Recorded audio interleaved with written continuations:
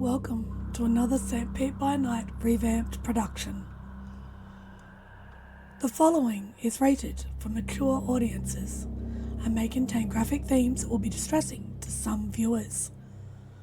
As always, we recommend you ensure the safety and well-being of yourself and those around you at all times. Viewer discretion is advised. In the heart of night, we rise from shadows, howling at the moon, igniting our battles, cleansing Gaia of an endless fight, until our final days we will fight. Thanks, man, we stand united as one.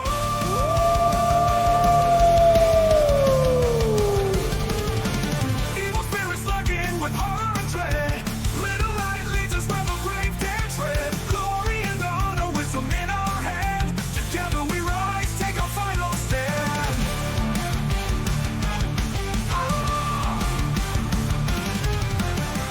Everywhere we run, the wind is at our back. All the warring forces we will track. From the depths of the ocean to the clouds in the sky, vampires tremble as we learn to fight. Rage across Tampa, in this fight we'll stay. Evil spirits lurking with horror and dread. Little light leads us where the grave dare tread. Glory and honor, wisdom in our hand. Together we rise, take our final stand.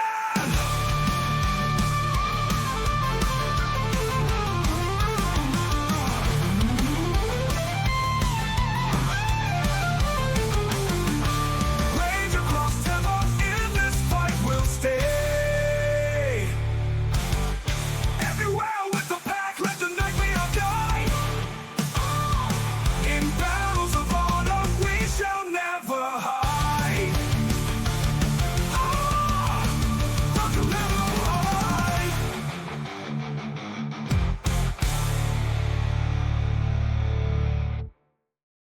Good evening and welcome to the St. Pete by Night Entertainment Network. St. Petersburg by Night is an online World of Darkness role-playing community based in St. Petersburg, Florida, and now expanding out to the world at large. My name is Kent, also known as Misha Kent on all social media, and I will be your storyteller tonight.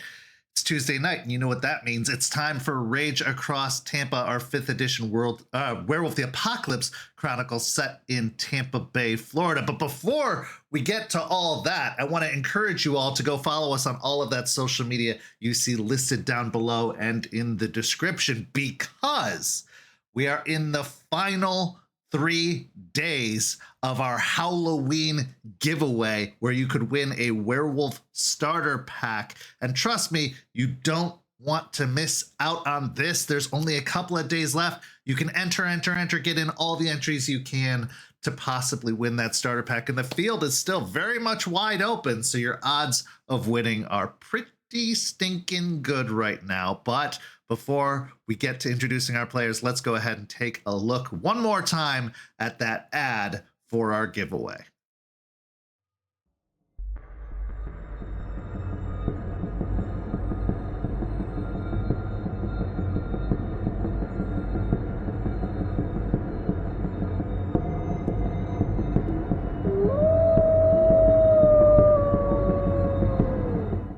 You read that right. It is our first ever giveaway, and what better time to have a giveaway than the spooky season. My name is Kent, and I'm the founder of St. Pete by Night and the storyteller of both Rage Across Tampa and Hellhounds, and it's time for our Halloween giveaway. So let's get into the details about this giveaway because it is a big one and you're going to want to participate. First, let's take a look at the prizes.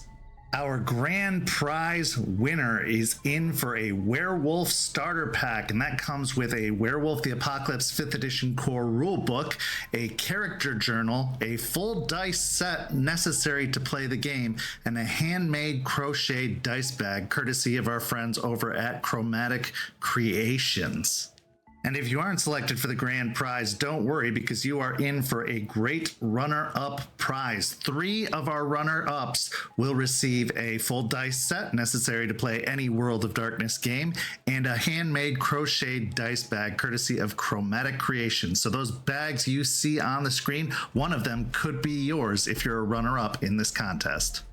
So you're probably asking yourself, how do I enter? Well, there's many ways you can enter into this contest, including visiting St. Pete by Night on YouTube, submitting a video about your favorite Tampaverse character, joining our Discord on the link down below, following St. Pete by Night on Instagram, commenting on the Instagram photos, and following St. Pete by Night on TikTok. But wait, there's more.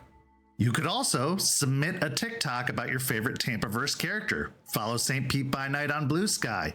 Like, repost, or reply to our Blue Sky posts. Share a post using one of the hashtags St. Pete by Night, Rage Across Tampa, Tampaverse, or SPbN Halloween. Plus, there are bonus entries if you're a Twitch subscriber, so subscribe to Twitch. But of course, it wouldn't be a giveaway without the important legal jargon, so let's get to the important stuff. The giveaway runs October 7th through November 1st, 2025. You must be 18 or older and a US resident to enter. Winners are chosen at random through Gleam and announced on YouTube and our social media. The contest is free to enter, no purchase necessary, and it's not sponsored or endorsed by YouTube, Instagram, TikTok, or Blue Sky. See full terms and rules with the link in the description.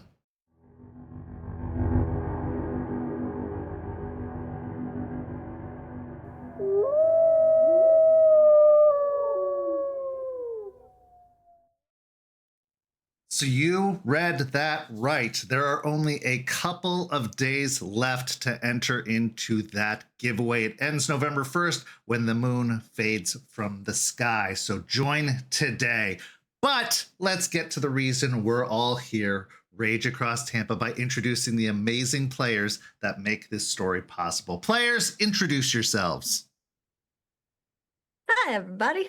I'm Champ, Champagne, Clever Girl, whatever you want to call me, and I will be playing Aspen Weiss, Philodox of the Silverbangs. Hi, everybody. I'm Nori, and I'll be playing Melissa's Jester, the Galliard of the Black Furies. Hello, everyone.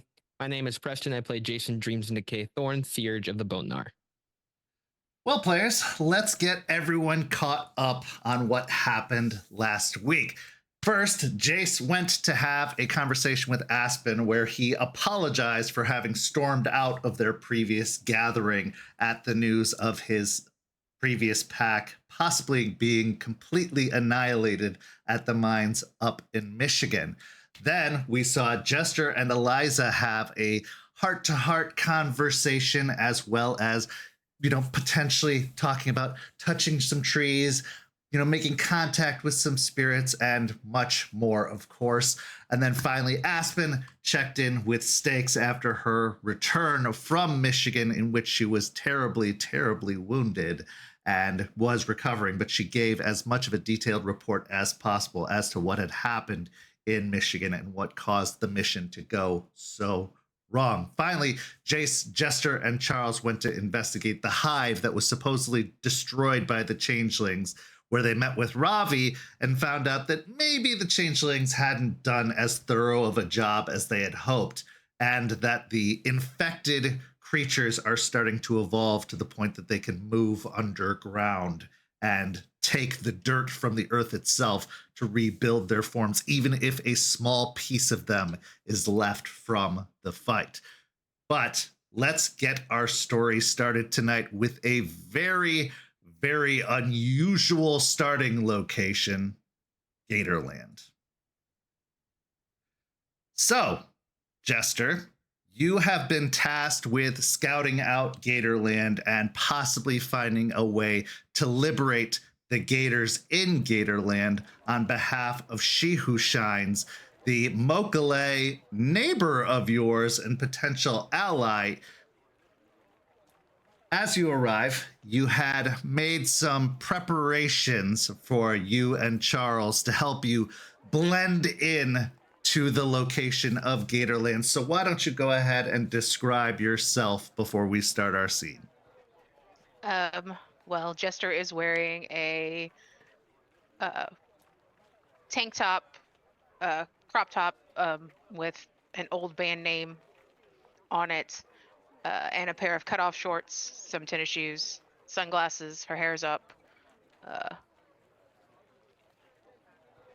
Carrying around like a little fanny pack type thing. And since Charles has a tendency to only stick to, manicured suits, why don't you go ahead and describe how he's attired today due to your influence? Charles is wearing a sleeveless flannel shirt, blue and white patterned, with a pair of jean shorts cut off at the knees and an old pair of hiking boots, as he has as well as a baseball cap that has Bass Pro on it. So as you arrive at the location, it is a amusement park of sorts, as well as a zoo. It's got a large concrete entrance building, and in front of the doors to that building is a large green and aqua blue gator mouth that is opened comically large for you to walk into the gator's mouth before entering into the facility. There's a large gift shop and ticket booth that you go through, and then entering into the park itself, there are many, many long pavement pathways that go between large gator pits with wooden platforms for the gators to climb out of the water and lounge upon, as well as zip line courses over the gator pits where guests can choose to get a zip line pass to literally zip over the gators themselves. Now, a lot of the gators are separated based off of type, so you can see your African gators and crocodiles, you can see your American gators and crocodiles, and there's even a raised wooden walkway that walks through a swamp where supposedly at one time the Guinness World Record sized gator had once dwelled, I believe clocking in at about 15 feet long at the time when the record was set. So as you have entered into the facility, you can easily detect that Charles is extremely uncomfortable with this choice of attire, but is trying, as he often says, to put on the proper appearance for the situation. He has gotten a pair of aviator sunglasses himself that he has put over his eyes to hide the pain behind them as best as possible as the two of you walk through the park. Over in one area, there is a exhibition area where they'll bring out exotic birds and reptiles as well, beyond just the gators that the entire park is themed after. So you can see macaws, you can see a variety of snakes, you can even see a small family of bobcats that they bring out to display and, show off to the residents. And then there is the piece de resistance of the park, the gator wrestling facility, where they actually give a demonstration of how to properly wrestle a gator. Now, they don't go with the full-sized gators, of course. They go with ones that are maybe about 5 feet long, but they do have that option. There's also the pit that they zip line raw meat across to show gators leaping up and snatching the meat off of the zip line, but they only do that once or twice a day. With that all being said, what is Jester feeling as she takes in all of this overwhelming energy? The park isn't particularly packed as you chose to go on a weekday, but there are still many, many people present. I could see why She Who Shines wants the gators freed from here, because this is so fucking insulting to the gators. Yeah, a lot of the gators seem very docile. as they often do, especially in crowded surroundings like this. And it seems that many of the pits have at least a dozen, possibly more gators. Now, they are sizable. They do have enough room to spread out, even though the gators themselves tend to pile near the platforms in the center. But there is still, it does seem like this is a conservation area as well, a place that the gators are used for rehab or a place to keep them safe from the wild, as it were. But yeah, you could tell that they are very much a sideshow act of sorts, and are put on display for a variety of reasons. Charles, taking in the surroundings, his lips a hard line. So, we're here. And he looks down at himself, properly attired. Situation. Where would you like to begin? Probably.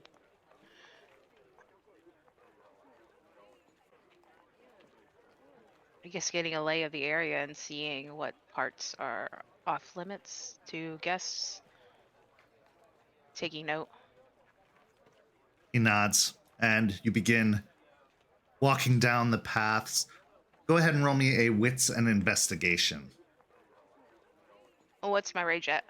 I would say your rage is probably at a 1. Despite the environment and the possible tension of the situation, it's relaxing. This is a reconnaissance mission, but it's also kind of a trip out. It's something different than usual.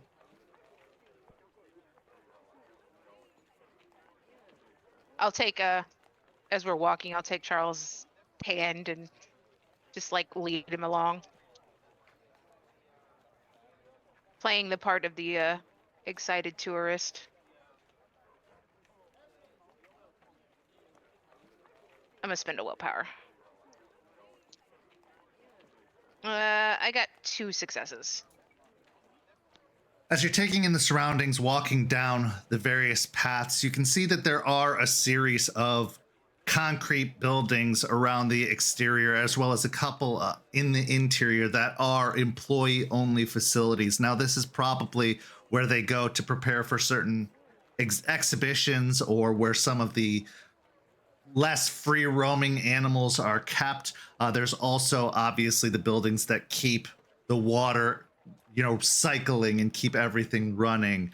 So there is like a big utility building every now and then. It's not one singular building, but with each display, there are buildings in the surrounding that are meant to service the area. You can see that there are cleaning crew buildings, as well as other storage facilities, especially for the large, massive gift shop that they have, which seems to be one of the central focuses of the location itself. Charles, with his watchful eye, although it's really hard to tell what's going on behind the very, very dark sunglasses he has on, trying to obscure himself, he leans over. They have fences. Security is not particularly tight, but enough to keep trespassers from entering in most of the area.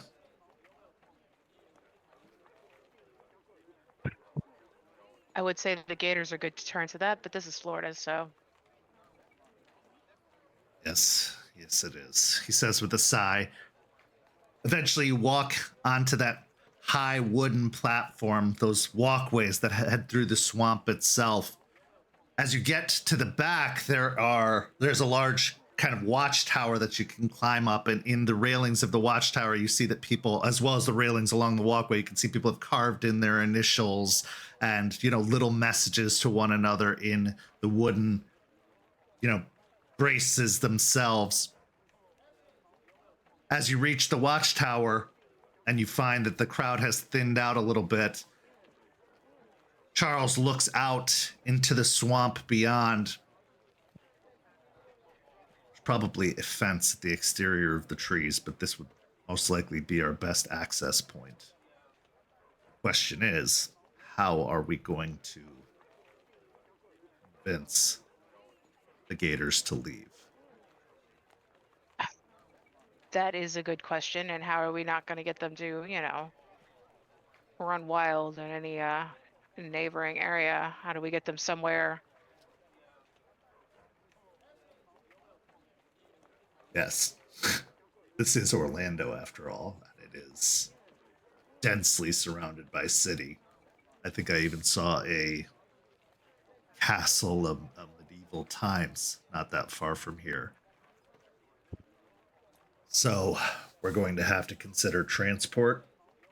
We're going to have to consider how we interact with the gators themselves, as many of the gators are also repelled by us. Yeah.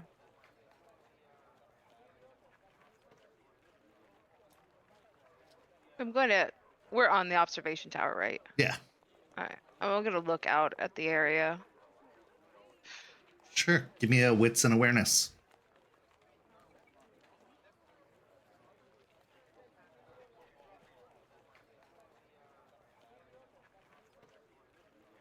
Three successes. You get a pang of nostalgia as you're out on the walkway, especially up in the observation tower, as it is very reminiscent of Lettuce Lake and the observation tower there, of which you spent a great deal of time, especially when you made your first trip as a pack into the Umbra. Now, this one is a little bit different. It doesn't stand on the edge of a lake. Instead, it's just primarily situated in the swamp. But looking out, you can see that there is a very dense foliage in this particular swamp. A lot of trees or bushes, obscure a lot of the area. And you can tell that it would be pretty easy to make an entry into this area. However, there are a couple of very cleverly hidden and disguised security cameras along the walkway up in the trees themselves, positioned to not be too obtrusive and stay out of sight, but definitely for recording purposes to make sure that nobody is jumping off of the path or potentially littering within the swamp itself, as this is a conservation and preservation area.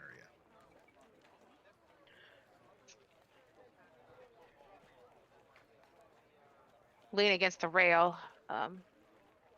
What if there's some security cameras? Maybe we can get Artie's help in taking care of those. But what if they're obviously trained to go after food. Maybe we could lead them away with a large amount of food if we possibly point out to the areas that it looks and we could break in, break that open and lead them out that way. I mean, there's so many gators though. And then it's how do we get them away from here so they don't come back? Well, there's also the possibility we may run across that some of them don't want to leave. If they've been domesticated enough or gotten used to these surroundings, they may not be interested in going. And how are we going to handle that? That's a good point.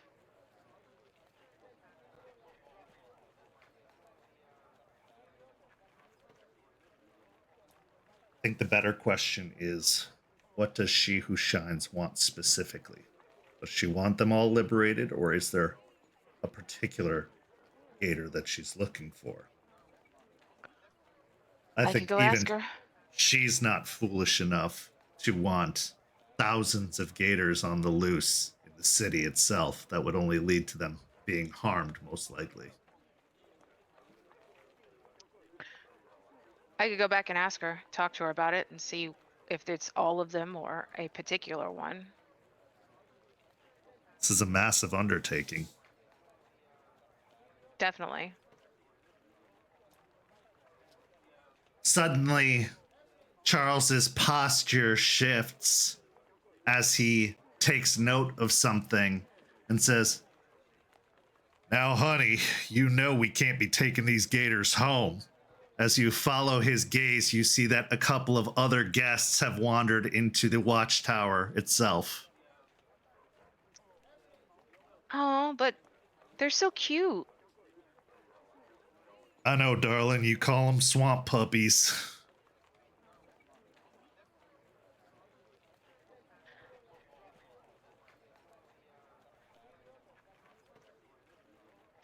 They're so. How about just a little one? We could raise it. Where, in our backyard? I don't think the other residents of the park would enjoy that.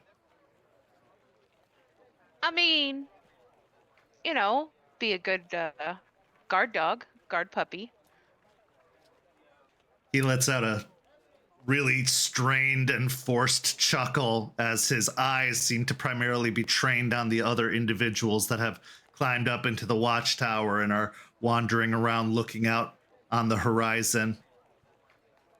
After a few moments, they move on, climbing back down the staircase and going further off onto the walkway. You can see Charles just let out a sigh and his shoulders drop a little bit. You're How much actually pretty longer? good at that. How much longer do we have to do this? I don't know. Let's take another walk around and see if we note anything else, but I mean, we could stop the water pumps, but I'm afraid that's gonna affect like the other animals. A backup would also probably gain attention. I'm guessing they have sensors for that sort of thing. Yeah. I guess the best would be just trying to figure out if she wants a particular gator or all of them, and then try to figure out how to get thousands of gators out if she wants all of them. That seems like, okay, quite honestly, it seems like an impossible task that she's given us if like she wants all of them. It wouldn't be beyond them to put a difficult task in front of us, one that we couldn't complete just to show our ineptitude. Fair, fair. Which sparks that little part of me that just wants to prove them wrong even more. I think we need to get more information, but let's get a look, maybe see how the temperament of the individual alligators are. Okay. Well, then let's go walk around. He takes your hand again and goes back down the watchtower. Before he does, I'm gonna like give him a quick kiss. I don't get to do that often. And we're playing, so. You see his cheeks flush a little bit, but he gives a small smile and a nod. There is something to be said for being undercover. Pretending. He gives you one more kiss and then a smile before he starts leading you down the watchtower and out onto the walkways. You can see that there are several paths that lead to this watchtower. It's not just a singular loop, but having investigated all the paths you eventually return to the park proper and start looking amongst the pits. Overhead, you hear the sound of a zip as well as somebody screaming as you see a young woman attached to a zip line go from one tower to the next over one of the pits. Charles watches the person go by overhead and then just shakes his head slowly. Go ahead and roll me a wits and animal ken.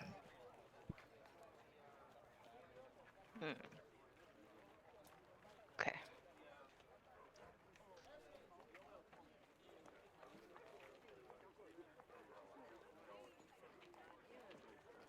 Two successes.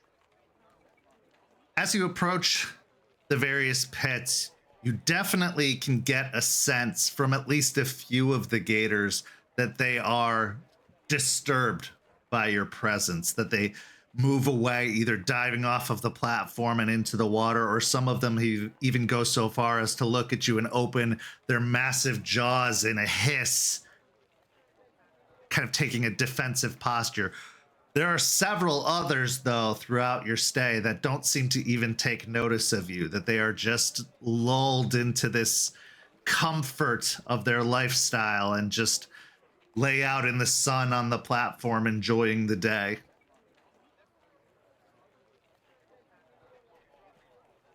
Charles eventually stops at one of the pits and looks out intently towards a specific small pod of gators that seem to have congregated off to one side.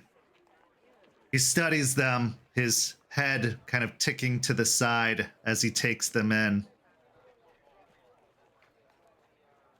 These gators are unlike the rest. I'll look in that direction and study them too. As you watch, you can see that they have that dark green, almost brown, kind of scaled exterior, but they're looking towards you with a different intensity, almost like an intelligence behind their eyes. Roll me a intelligence and awareness roll.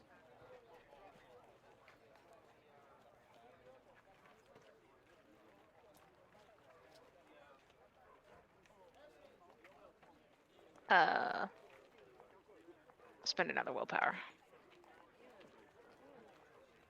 3 successes. As you study them, kind of matching their gaze, making eye contact, it takes you back to another memory. The swamp, where you were going to assist She Who Shines in ridding it of the infection. The gators that first encountered you within the preserve had a similar intelligence to them, as if they had been given directive or orders and that they had been enhanced in some fashion to be able to study, to be able to interact, still within the limitations of being an alligator. They're not going to go talking unless you find a way to speak their language. But the way they are studying and behaving shows that they are much more aware than the other ones are.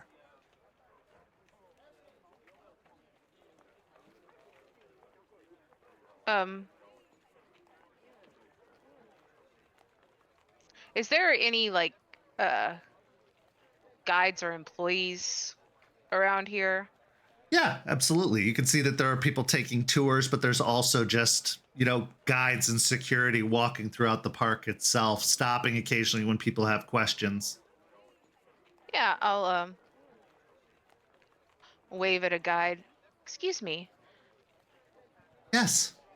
You can see that they're probably in their mid to late 30s. They've got a khaki shirt buttoned up, as well as a Gatorland pin and kind of long hanging shorts that go just beyond the knee, as well as hiking boots of their own.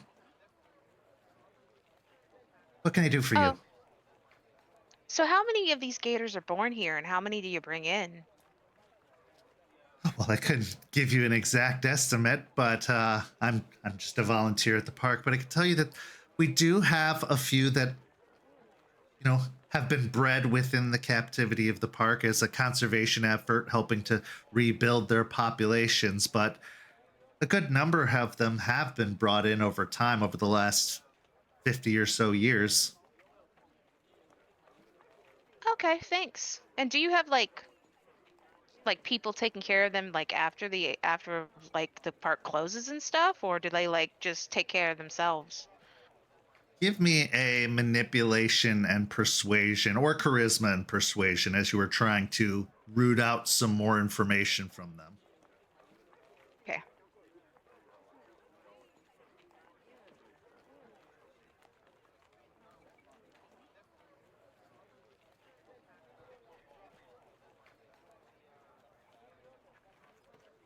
Four successes. They seem completely nonplussed by the question. We do have nighttime security, as well as some special tours for paying customers that can take nighttime visits, where they'll take flashlights out into the swamp and you can see how they behave in the evening. But we do have vets on staff, as well as several employees who help tend to their needs. But as far as all night, it's mostly security. I got it. So I'm interested like those nighttime visits. They seem pretty cool. Is there like a way to sign up for them? Do they have like, are they on schedules, or is it like every night, or? Well, most weeknights. Usually on the weekends we don't have the tours, but on the weekdays you can sign up for the tours on the website or even at the gift shop or the ticket booth. They usually start around dusk and go for about an hour to 2 hours. Cool. It's nice.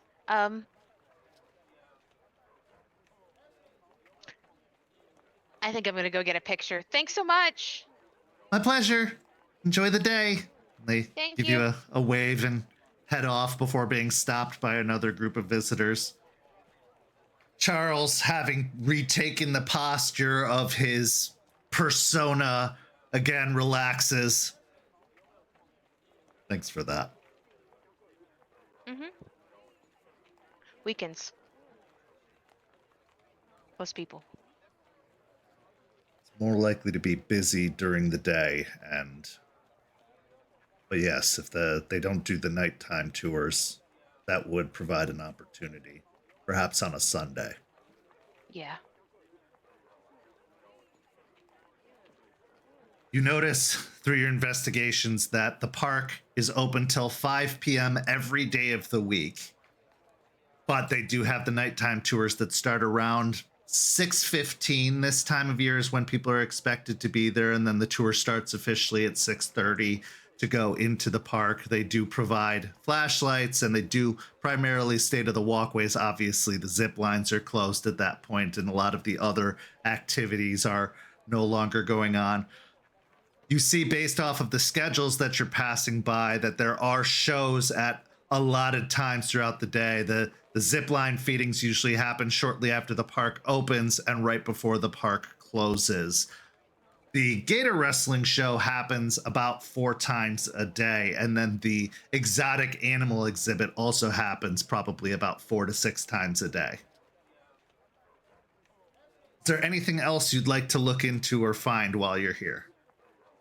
Can we get any closer to that particular pod of gators? You can tell that they are positioned pretty far back against one of the corners of the pen, away from where the walkway meets the pen.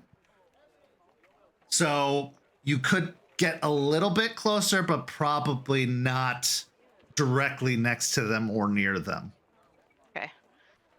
Hey, go stand by the rail and face me. He nods and moves to the rail facing you. Click. I'm gonna actually try to get him and the gators in there as well. Okay, give me one more wits and awareness roll to see if you can get the perfect shot.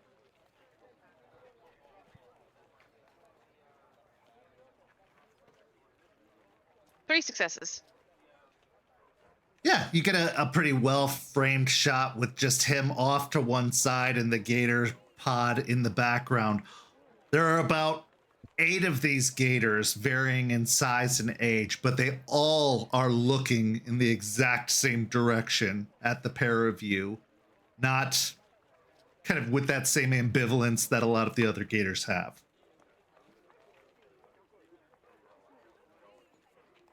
I think that might be them, but I'll take the picture back to her. I'll snap a few other pictures as well of other gators, occasionally getting Charles in, just being like, look, just go with it. He gives off another sigh, and then when you go to take the photos, he'll stop and like give a thumbs up and a very, very weak smile, or like the rock and roll hands.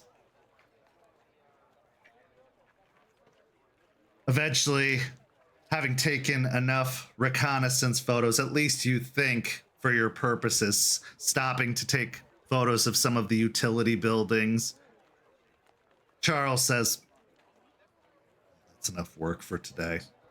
He leads you over to one of the concession stands and stops to buy you a cotton candy as well as some nuts in a bag.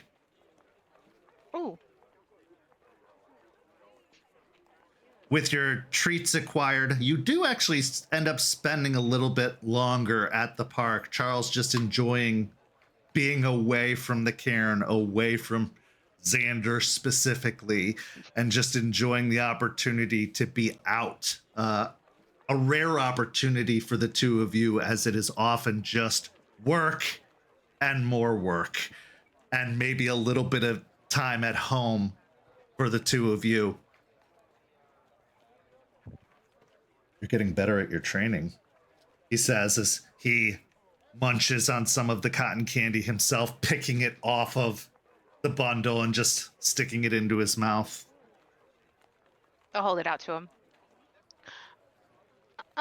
Yeah, I mean, I have a good teacher, so. He lets the corner of his lip curl up at that. How are you feeling about everything? I'll glance around.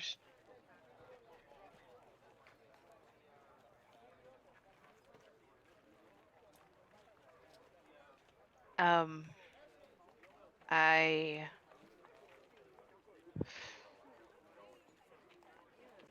sad, kind of, mostly about what happened in Michigan, and for Jace, and for the puppers.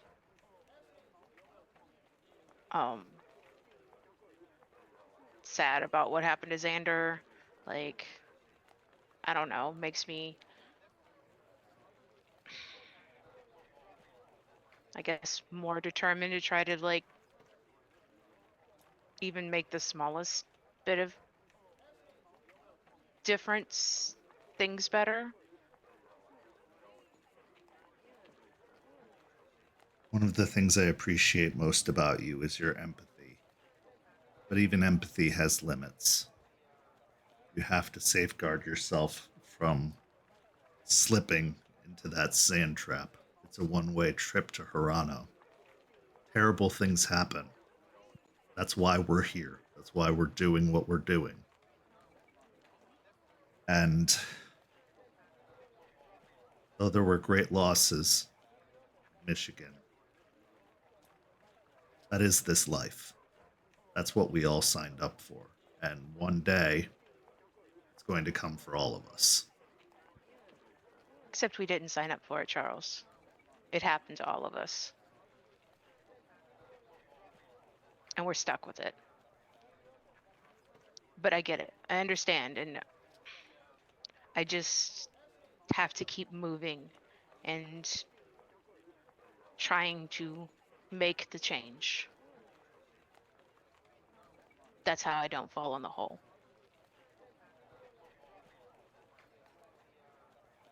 But what if some of it can't be changed?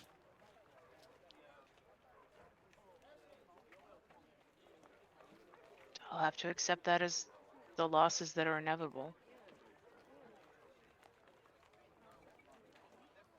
I'm worried,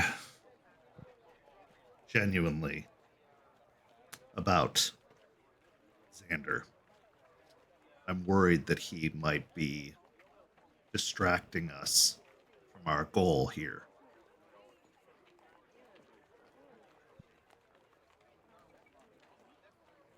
Do you want me to give up? Never.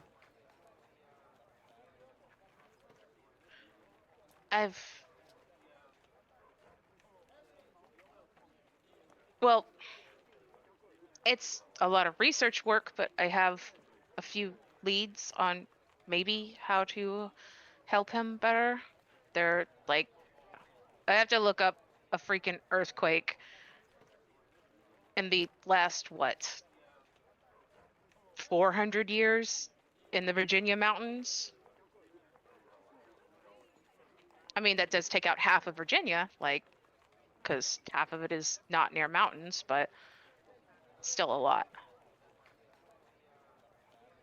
Let me pose a theoretical to you. While you're doing all of that, you can't work on the current threat. Nobody is that talented. What if the worm sent the bat to to distract us. I understand that Xander didn't ask for any of this, like you said. Aside from myself, maybe, none of us did. You didn't But ask for it either. You were just put in the life earlier than the rest of us. I was made for it.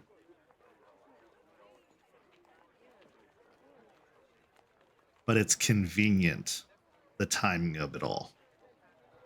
It's convenient that someone with the worm's influence so heavily upon them shows up while we're in the middle of our battle against forces that are attempting to consume and take over.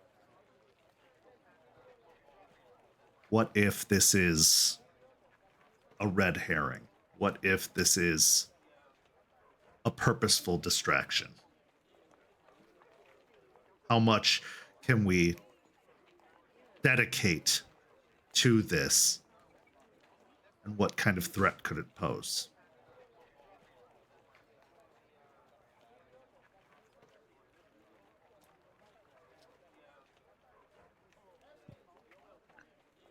Glance around again, making sure nobody's gotten closer to us.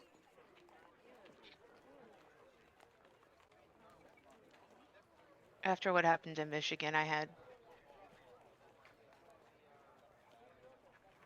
was worried. He was talking about spirals and labyrinths that maybe he could be used to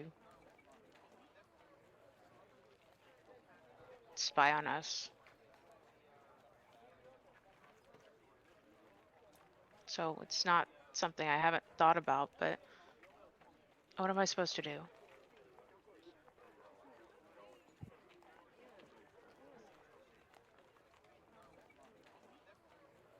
What do you want to do? Even this task that we're on right now, while it does possibly provide benefits of cooperation with the Mokale,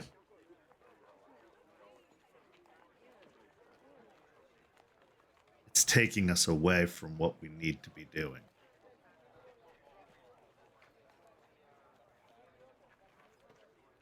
Or it's providing us possible allies to help us with what we need to be doing. Unless you think we can take Piney Point by ourselves. The 5 of us. Because I don't think Eliza's going. Oh, I'm sorry. Maybe, 9 of us? It's a fair point. And what this threat is affects everyone.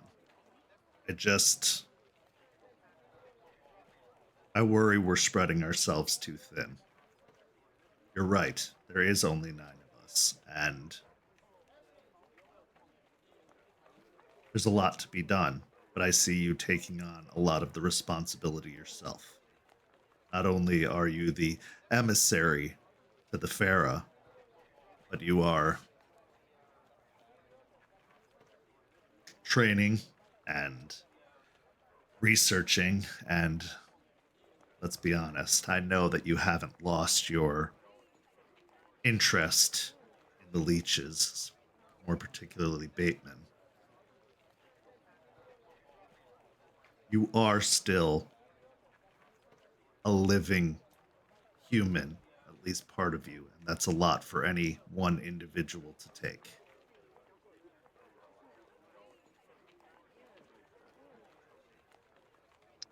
Everybody's doing a lot. I'm not worried about everybody, I'm worried about you.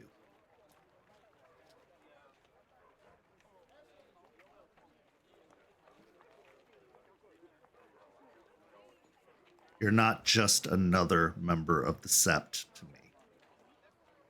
I think you know that.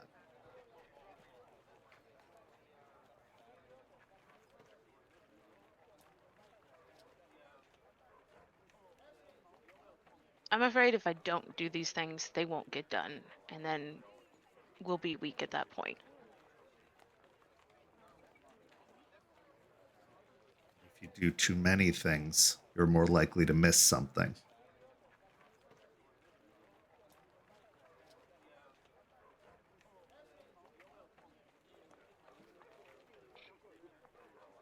Bateman's pretty much on hold anyway, so. Statement ever on hold, truly. You're telling me if the opportunity arose that he stepped 1 foot outside of that boundary, you wouldn't attack. Yeah, I can't. No, I would. But he's too smart for that. Everybody makes mistakes, even leeches. Even Garou. Are you, like, trying to lecture me on about making mistakes? Because, No, I've no. made a lot of mistakes, so I kind of know everybody makes mistakes. No. I'm not trying to lecture you. I'm trying in my unique way to express concern. I know how See- little you're sleeping. I know how much you're working. And I know it's necessary. I don't doubt that.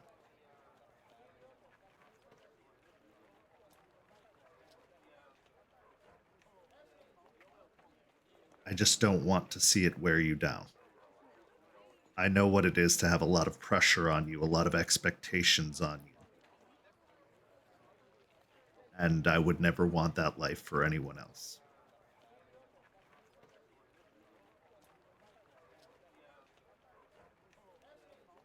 I'll reach over and just brush his cheek.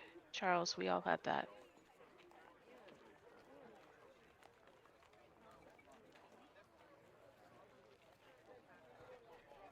Aspen, Artie, Eliza, Jace.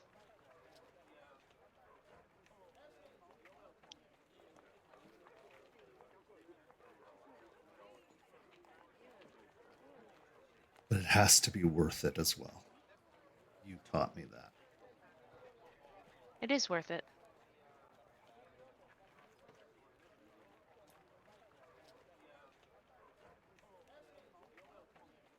Just try not to take on too much more. If we need to delegate, we delegate. As far as I know, we have another new Garou joining our midst. And aside from Yeah. getting them situated, I'm sure they have skills that could be useful. Larry's good at talking to people and getting information. I know that.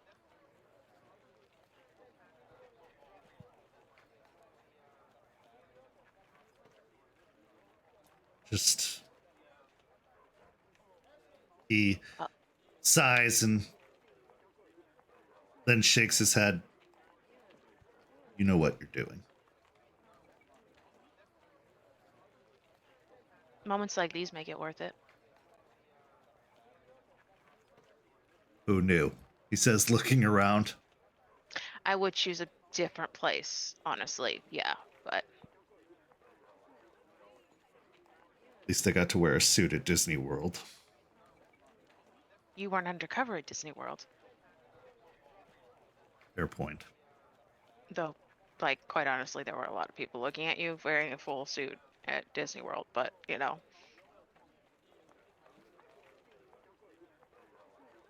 no accounting for lack of style.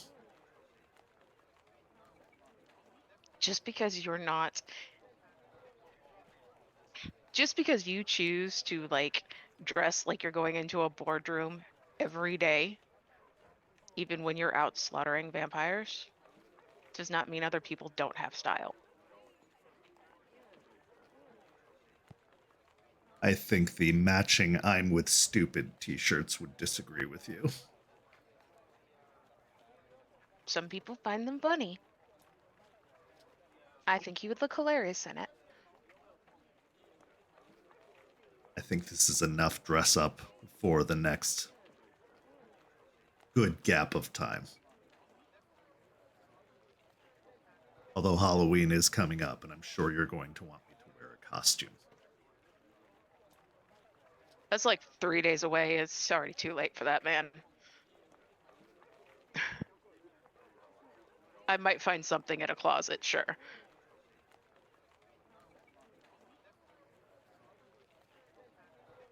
We should go. Yeah. He takes your hand again. And as you maneuver your way out of the park, roll me one last wits and awareness.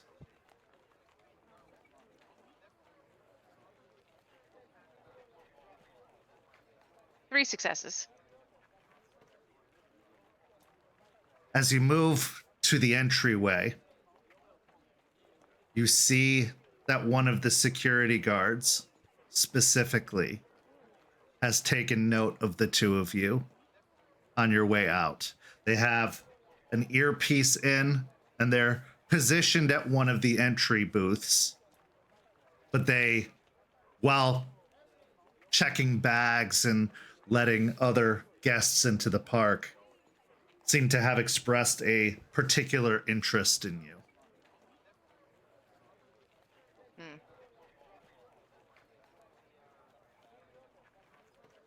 He's at the entrance Yes. with the giant gator face? Well, beyond that, when you get to the actual gates going in. Okay. Okay. And just like quietly to Charles, just like, guard seems to be interested in us. I've clocked him. Do you have the sense? Yeah.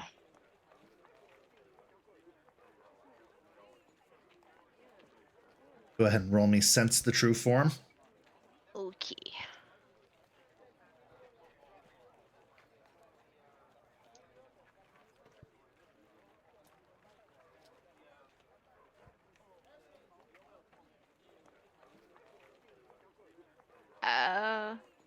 Spend another willpower on that. Okay. Not 2 successes. As you take a deep breath in, pulling in as much of the smells of the surroundings, you pinpoint the guard. And you get a strong scent of human, but also a small scent of leech. They are a ghoul.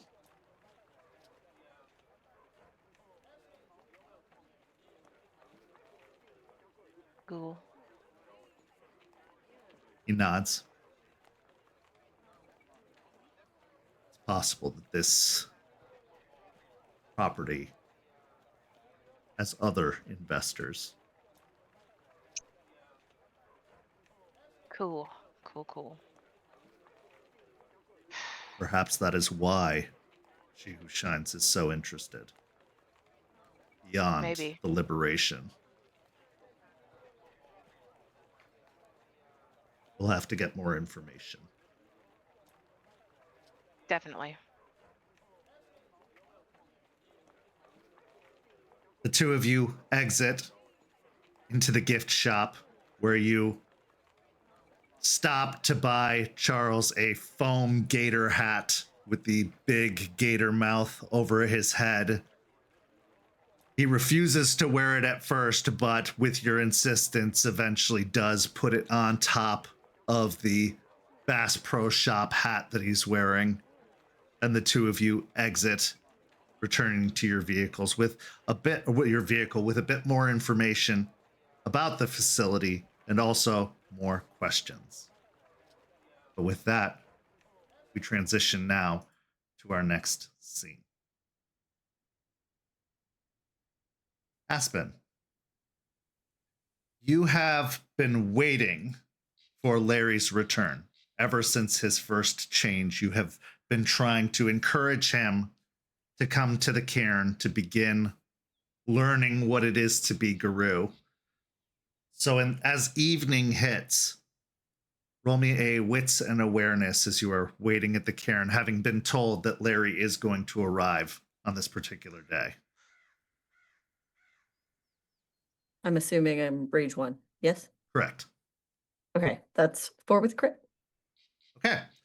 So as you are waiting, your ears pick up the sound of a truck, a pickup truck, even from this far off of the road.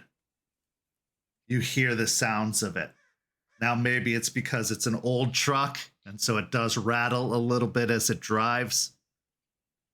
But eventually, the sound, however faint, is replaced by the scent. Now, ever since you learned the rite of kin seeking, you have found your sense of smell to be even more varied, even more attuned to certain scents. When you're around the other Garou in the area, you pick up new odors, new notes. Now, you've always been good at tracking other members of the Sept and their whereabouts and well-being. But now there's something extra, especially if you're in close vicinity with them. And eventually that scent of Larry, of a newly turned Garou, hits your nostrils. And a few moments later, on the edge of the clearing, you see a figure with a flashlight on their phone leading their path as they enter into the clearing. Larry looks a little rugged. He's got a stubble on his chin as if he hasn't shaved in a while, but because of his youth, it can't turn into a full beard just yet. He's got a large rucksack over his shoulder and seems to be carrying the makings of some camping gear with him as well. The thing that stands out more than any of that is the biker vest that he's wearing. Now, he didn't have it with him when he went camping, but he does have it now. He also has with the rucksack a large paper bag full of groceries, camping groceries, that he has alongside him. He sees you across the clearing after taking in his surroundings and offers a light wave as he approaches. So this is it, huh? This is it. This is the, this is our space. Sorry it took me so long to get here. I spent a lot of time preparing myself for this moment, and I had no idea what to expect. And when I finally did think I was ready, I wanted to stop by and see Mom and check in with her before I came out here, and kind of got ambushed. Bruce was there too. Oh, okay. How'd all that go? You ever have somebody looking at you like they know a secret, or like they know something, and then you have another person there who's completely oblivious? That was Bruce and Mom. Bruce was just giving me these like looks the entire time. But he also, I could tell he was worried. It's like he's always been like an uncle to me, and I guess it was nice to know that he wasn't mad. He just wanted to make sure I was okay. I think that's how most of us feel. I don't think, especially Bruce, he just wanted to make sure you were okay, and we kept him updated as much as we could. But he was pretty worried about you after everything happened, so I'm not surprised. I wrecked the club. I mean, aside from caring about me, that building, it's a lot of money and a lot of damage. I don't think that's what he was worried about, though. when it came down to it, he just wanted to make sure you were safe and okay. Things can be rebuilt. But not people. Right. Gave me an update on Damien. He didn't want to, but I insisted because I can't help but still feel guilty about the whole thing. Doesn't sound great. But he's alive.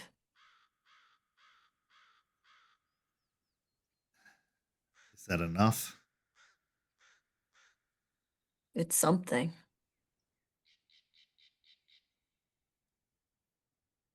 He's a dickhead. There's no doubt about that, but he didn't deserve what happened to him. Even if he was a bully, even if he was a little shit. That's a lot. Is that going to happen again? Can that happen again? I'm not going to say it's impossible. There's positions we can get in where we can lose control. Intense anger, rage can get in the way and you can lose control. But that's why being around others and learning to control your senses and your urges and your rage is important because it helps keep that at bay. I always prided myself on not having a short temper, but I've found myself being a little bit more agitated than normal since everything happened. Even these birds right now are pissing me off. It definitely comes with the territory. Trust me, I pride myself on my composure most of the time as well. It's like going through a strange, weird puberty, I guess. As if that wasn't difficult enough the first time. Is there like some sort of werewolf acne I need to watch out for? You'll get like hairier, you're gonna have to shave more often. It's just a thing. Okay. Well, I'm here. I'm kidding about the hair thing. You don't have to worry about that. That's a shifting, changing thing, and that goes away after you're back to yourself. So you don't have to worry about all that. He chuckles and reaches up and rubs the stubble on his face. So this is just me being away. Got it. Right. So what's next? What now? Well, there's a lot. I'm not going to lie to you about that. There's a lot to learn and a lot to know, but we can start simple and I don't want to say easy. But I'm asking as if you know what I'm talking about, but have you had any spiritual feelings or visions or anything of that nature? I guess that's what that was. I've been having dreams a lot lately. Okay. Really weird, unusual dreams of a place I've never been, and not even something from like a book, but there were ruins. I don't know, a broken castle or something. And a field of people as if they were frozen in a battle. And I heard a voice, usually before I woke up, just saying, "You're mine."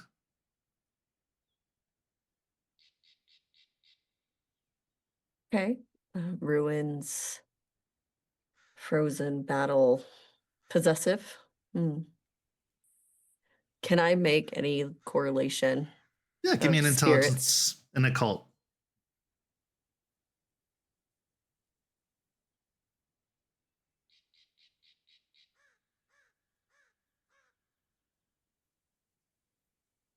I'm going to use willpower. Okay. 3. A lot of spirits tend to be drawn to certain Garou. You knew this with your experience with Falcon. You've seen this recounted in other experiences, but usually it's up to the Garou to choose. Very rarely are they chosen for them. Now, there are obviously some distinct exceptions like Black Furies and Black Spiral Dancers. But in this particular case, based off of everything that is described, you're able to relate it to some experiences that Jester has recounted of the Gorgon. The Gorgon is very possessive and very demanding and usually knows immediately who her followers are going to be. Even Juniper's experience dictates that shortly after their change, if not almost immediately, the Gorgon will take them. Okay. Aspen pauses, kind of thinks through what he was explaining, and she chuckles. The reason I ask is because we all have a tribe, along with our auspice that I explained to you Right. on our first meet. Philodox? Right. And So, a tribe? yes. So our auspice is given to us when we change, of course, you being a Philodox with kind of balancing, following the litany, being someone of justice in a lot of ways. But then we have a tribe. Some of us select our tribe, some of us are offered into a tribe, and some of us are just chosen by the patrons of that tribe. Okay, so the optics on that aren't great. I'm going to be completely honest. I mean, a bunch of white people walking around talking about tribes, that seems like that wouldn't go over well.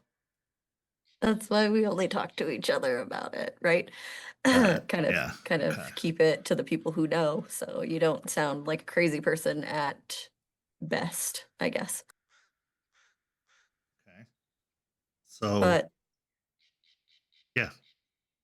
but we all have a tribe. There's different tribes that kind of fit different molds. There's Bone Nars, for example, that's Jace. They're kind of more the Garou who enjoy the city, enjoy secrets, things of that nature. They are represented by the spirit of Rat. Rat is their patron. My patron, for example, is Falcon. I'm the tribe of Silverfangs, like Charles also.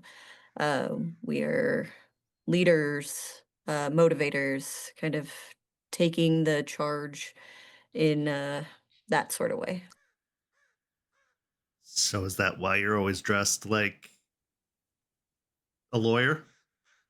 Well, partly and partly because I am a lawyer, and that's my, I guess you could say, day job when I'm not doing all of this. And what's his excuse? You know, you'll meet Charles and it'll all start clicking. He's uniquely Charles. You just don't see a lot of suits in a biker bar. No, but you're never really going to see him without a suit anywhere. So How do you do that? How do you be a lawyer and also be this? I mean, isn't there like a chance you get angry in a courtroom, or I don't know, go Incredible Hulk on some poor prosecutor? honestly, it's a potential. absolutely. But as I said, it becomes easier, and having the composure to keep yourself straight when you need to is important to me, wanting to keep my life as the human side and not just go straight to the wolf side or the spirit side. I find being integrated into the human side is something important to me. And sometimes it's not for everybody. There's people born, well, there's lupus born, one's born wolf that become Garou later. That's a possibility as well. They want to keep their wolf side and don't care much more for their human side. So a wolf can turn into this? Absolutely. I thought mine was trippy. Yeah, becoming a Garou and having to learn to be a human, I think is much harder than learning to become a wolf in a lot of ways. So I sympathize. Yeah. We kind of got the better end of the stick, I think, in that case. So back on this talk of spirits, what are they? Why are they? Like what's that all about? I mean, I just figured you turned into a werewolf and tried not to eat babies or hurt people, or, you know, went on the run and hid out as much as possible. Right. We touched a little bit on this before, but I can go into more detail. We fight for Gaia. The embodiment of the world is the best way to describe it, but she herself is the world, and we fight for her because she's slowly dying with pollution, corruption. It's killing her quite literally, not just metaphorically on the environmental side of things. She is dying. She is wilting away, and we are fighting to keep her alive. And there's reasons that she's dying. There's a triad, if you will, of larger spirits. There's the wild. That's the creation, the nature of the world, and then there's the weaver, which is technology with buildings, the human creation of it all. And then there's the worm, and the worm is decay and death and those kind of things. But in our situation, the worm, when they're all in balance, it works fine. But the worm is out of balance and is taking over, and the corruption and the decay and the death of Gaia is becoming at a rapid rate because of it. And we're trying to combat that. So like deforestation and all that and the spread of people over nature. Sorry if I'm asking questions I've asked before. It's just a lot to take in. But where do the tribe spirits come in? What's the deal with that? Like why? I mean, why aren't we all the same? Well, that's asking why people aren't all the same, why we don't all have the same personalities and the same thoughts and movements and goals, because we are different. And it's kind of, you have a personality that fits that, and you fit in that space. So, for example, my silver fangs, they crave to push and motivate and lead people, sometimes not right away, but that's in their nature.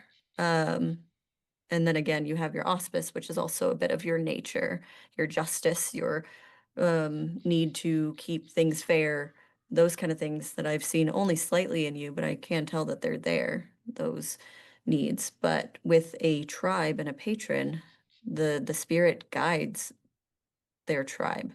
They take all those like-minded natured individuals and they guide them through being Garou and through learning and through fighting this fight That's what they're there for. And we all have different strengths and weaknesses. And that's why we kind of fit in a different mold from others. Right. So, how many werewolves are there? Many, many. I mean, here in Tampa, there's just us and um, the pups here, but that's not to say that there's others outside of Tampa, somewhere in Florida. We know many different packs and seps scattered throughout the United States, and it goes beyond that too. It's not just the United States, it's the whole world, right? Because we're all fighting for Gaia, and Gaia's everywhere. So, there are werewolves being changed and born all over the place? Yes. How did they not get found? How is nobody catching on? How have they stayed hidden for so long? I mean, it was Um, just storybooks and movies and TV shows. Like, it seems, I mean, I feel lucky that I didn't get caught with what happened. Well, that's on twofold. Um, it's not lawless in Garou culture. We have laws, we have the litany, and the veil, and keeping the veil is part of that. So not disclosing what we are, who we are to humans, um, as to not cause panic and fear, because it's in human nature to fear things they don't understand. But then to a more Garou side, I guess you could call it supernatural side of things. We have humans don't take seeing us in our large war form well. So they tend to run or forget seeing us in those stages. And war form, that's like full werewolf, right? Like big. Yeah, like the ones you see in movies. So. Right. Okay. Okay. So because they can't remember, it helps hide what. I mean, there's still so much evidence. I mean, there's people getting hurt and places getting destroyed, and how do you explain all of that? You have some good people taking care of it. Sometimes you have spirits helping you get rid of records with gifts and things like that, which is things you'll learn as you grow as a guru. Rites, rituals, just, I don't know, having somebody like me who is still a lawyer can kind of move through spaces like that to cover up certain situations. Yeah, I guess a werewolf lawyer would be a good thing to have if there's a lot of werewolf law breaking. We also have a werewolf hacker, so that comes pretty handy a lot of the time too. How does that work in the Gaia of it all if they're so invested in computers and all of that stuff? Well, that's another tribe. There's spirits and everything. So it's not just nature spirits. There's spirits and technology as well. And they use those spirits, communicate with those spirits to interact in technology and manipulate technology in a lot of ways. Artie is a glasswalker, and that's what his tribe actually does really well. Not to say other tribes can't, it's just that's something they do very well. Okay. Okay. That all makes sense, I guess. Spirits and everything. Oh, that makes me feel really bad about some things like throwing away trash. How okay, so if what are we allowed to do? That's a very broad question. I'm going to need you to break it down into parts for me. Um I guess how do you live like that knowing that everything's alive, I guess? Like, can you drive cars because that causes pollution? And can you, I mean, will I be able to ride my motorcycle? Will I be able to, I mean, I would assume we shouldn't litter or anything like that. Like, how how do you not live the full hippie life, I guess, after all of that? Like, how do you not just go into the woods and not return? Well, she kind of points at the cairn. Uh, this comes with the territory a lot of the time, the cairn. Um, I think those are great questions, and I makes sense that you're a Philodox. There's a lot of philosophical questions with that, but I think you just do the best you can to reduce and to not cause more harm to Gaia. Yeah. Picking up trash, mitigating what you can. Minimalize your impact as best as possible. Okay. Right. So I felt something when I got here, a strange other feeling. Like I felt really at home when I was camping, but this was different. When I came in, it felt like it was almost pulling me in, or I don't know. At first, there was some invisible resistance, but then it kind of wrapped around me, and the air changed coming in here. That's spirits. Cairns have a stronger spiritual connection to us, to Gaia. It's where we feel Gaia the most and spirits the most. And the resistance is we speak with spirits and we have spirits help, or we have our gifts and our rights that we use to protect this place because it's very sacred to us. I got to be honest, it was really hard to find the place. If you hadn't given those very specific directions, I don't know if I ever would have found it. There's so much woods out here, and it was like until I got to a certain point, I couldn't even tell I was going anywhere. Like I was just wandering. Good. So that's exactly how we want it, honestly. So it's kind of a I good can thing. imagine. I mean, we're so close to the city. I don't know how you set up a camp here, but okay. So you said that certain spirits claim certain people. Is that what I am? I mean, how do I know what tribe I am or anything like that? Well, as I said, you can pick, or others will usher you in. That's a bit what happened to me, but it sounds like in your case, you've been picked by a spirit already. One that's not likely to let you go easily. Their name is Gorgon, like in the storybooks, yes. It like snakes and Medusa and all that kind of stuff. Yeah, exactly. And that's not bad. No. I For never the most thought part. of Medusa as like a good creature. Well, it depends on what stories you follow and what you believe when it comes to lore in that way. But all spirits aren't bad, but they can be corrupted. And that's how we get things like Banes. Banes are spirits of, I think, jealousy, anger, negativity. It's just negative spirits. Spirits honed into the negative of things, and spirits can be corrupted by those things, and they are spirits themselves. So, banes and things of that nature. But other spirits, for the most part, they're just of a nature. Doesn't mean they are good, bad, or otherwise. They're just neutral.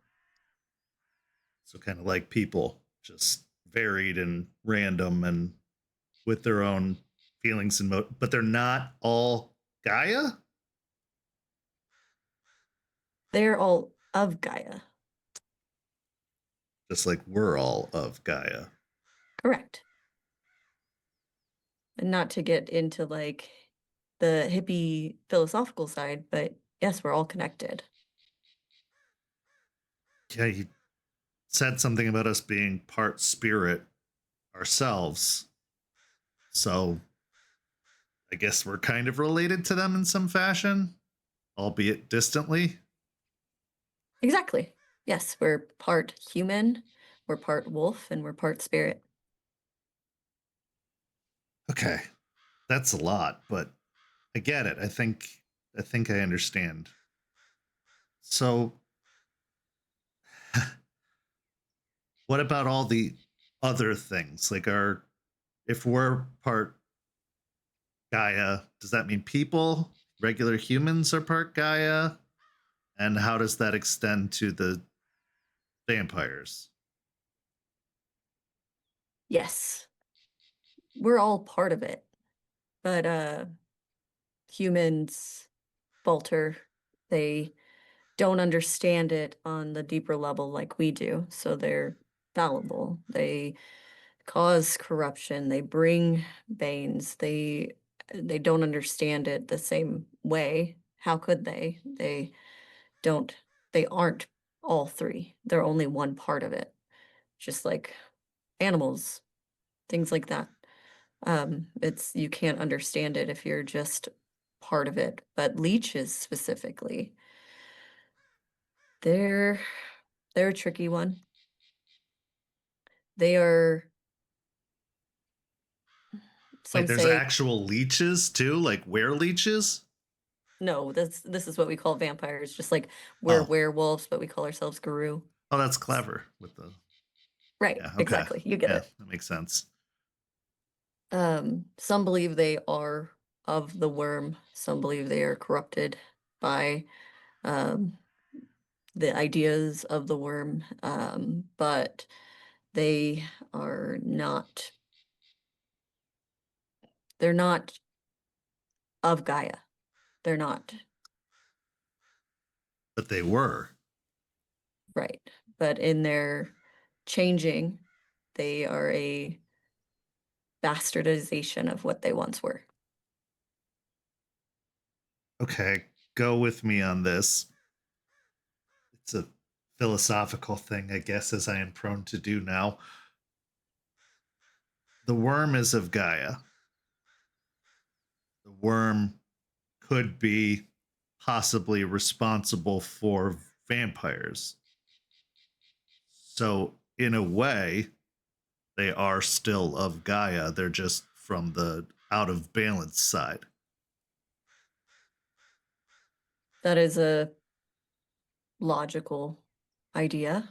Um, Problem is, I think it comes from most of their natures. They want to consume, they hurt humans, they hurt Gaia, they hurt the world, they no longer thrive or help thrive in Gaia's world. They consume it. They're Most of them are also find themselves in a place of greed and power. But that's not to say all of them, but just in their nature, they do consume. Of course, as you know from stories, they drink blood. They, I guess, defy nature by not dying. I mean, everything's supposed to die, and they don't. They just keep going. If the stories are true, I assume that's still the case, right? Right. I mean, they can only be killed. They can't die. You're correct. Okay. Um, what else is out there that I should be aware of? Like, we've got most of the classic monster movies covered, or am I going to have like a Frankenstein's monster to look out for, or a mummy, or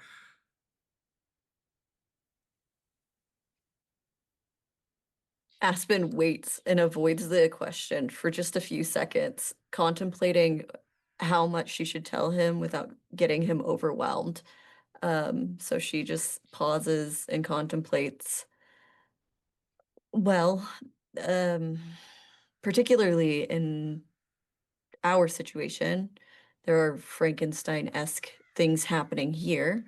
They're not normal. This is something specific for us, I believe. They could be somewhere else, but it sounds like it's originating here. We'll get into that in a second, but there are other changing breeds. There are where rats, there are bats, there are gators. Those all exist. We have a long history with them. I'm and sorry, we'll get where into gators? yes, gators. Okay. Why not? And we will get into long conversations, probably to an exhausting, irritating extent of the history and the politics of the Garou culture and nation, because I'm sure you would rather hear it from me than have Charles lull on and on. So I'll give you the rundown, but that'll probably be for another time. Yeah, I think I want to spend as little time with Charles as possible. I think that is going to be a lot, but it's not irritating. It makes sense in the natural order of things that anything's possible, I suppose. I mean, this opens up so many unknowns, but at the same time,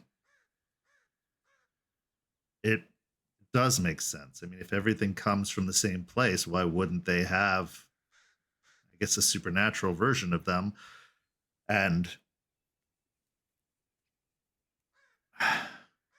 it's fascinating. It's just overwhelming at first, but I think that it'll make sense with time and compartmentalization. Uh, okay, so just dispelling some myths. You don't have to be bit to turn into, because I've never been bit by a wolf or anything like that. No, We're not monsters. That's just a perception that culture and society and whatnot has put on it.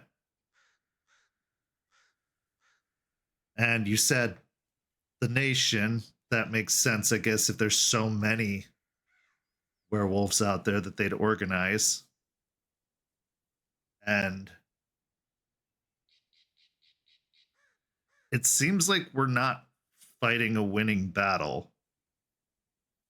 I mean, if we're supposed to stop spread, if we're supposed to stop corruption and decay, especially lately, it seems like we're losing really bad. a lot of people believe that. I think I like to be hopeful. I like to think that things can change and be different. That's what I'm trying to do here. That's a whole me soapbox thing. But I think it's a dangerous route to start thinking that it's a losing battle, because then you lose hope. And if you lose all hope, you lose what it is to be a guru.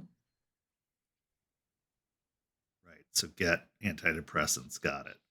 Um,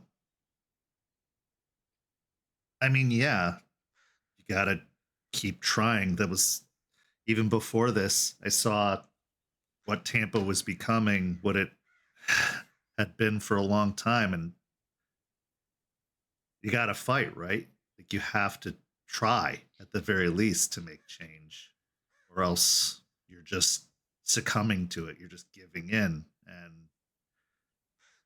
I don't want that. I don't want to give in. It just means we have to work harder. Thankfully, there's so many of us. Uh, okay.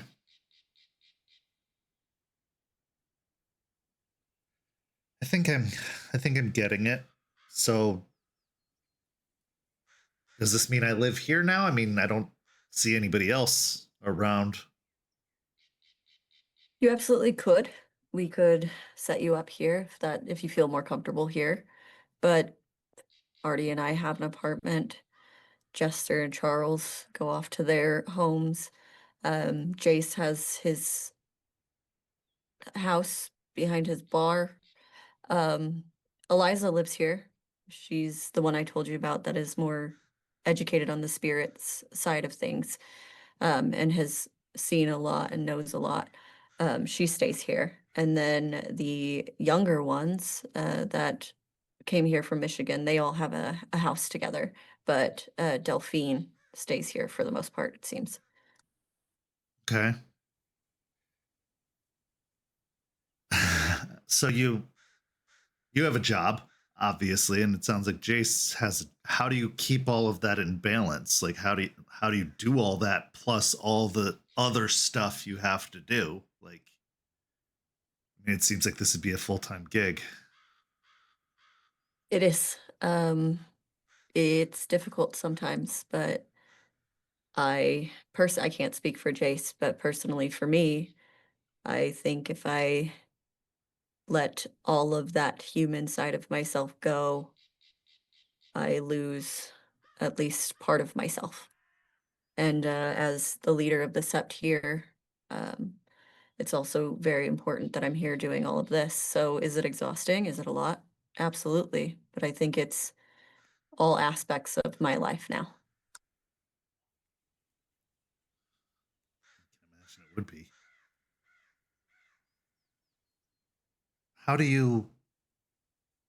I think I've asked this before, but I just keep coming back to it. How do you have non werewolf family or friends? How do you balance all that? How do you maintain all of that? I mean, it just feels like you're lying to them all the time. And lying seems wrong. I mean, I guess not in this case because pitchforks and torches and whatnot, but I mean, I don't get how mom or dad aren't werewolves. I don't get how you're supposed to maintain those connections and not tell them what's going on. I mean, it was really hard keeping the secret when I went and saw her again, especially when she just wouldn't stop asking questions. So it that's the most difficult part is holding on to those connections, but those connections are important. And if you're fighting for them. And yes, it's a big secret, but it helps me to have solace knowing that I'm keeping that secret to fight for them and to fight for everyone, but mostly them to me is important. And it is difficult and it can be a strain on the relationship. I'm not going to lie to you in that, but you learn to find a family in the Garou around you as well, because who's going to know you better than someone who's been through everything with you or like you? I guess that's kind of true. I don't want to lose what I had. That was the big thing about when they came and told me that I was going to change and everything like that. It just felt like the end of the life I had, and it was rough around the edges, but I liked that life. I have a mom that I care about, and the gang and everything like that. I don't want to lose all of that, even if it is for a really good reason. I completely understand that. I think most of us do. I think it gets tricky because being this, you get into situations where you're in a lot of danger, and that danger can seep out to the people you care about, ones who know nothing about it.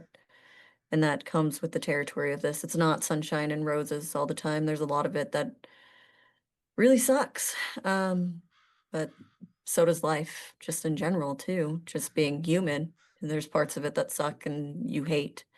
But I think in your case, it's really helpful that we've already integrated into the biker club and you have Bruce who knows this life.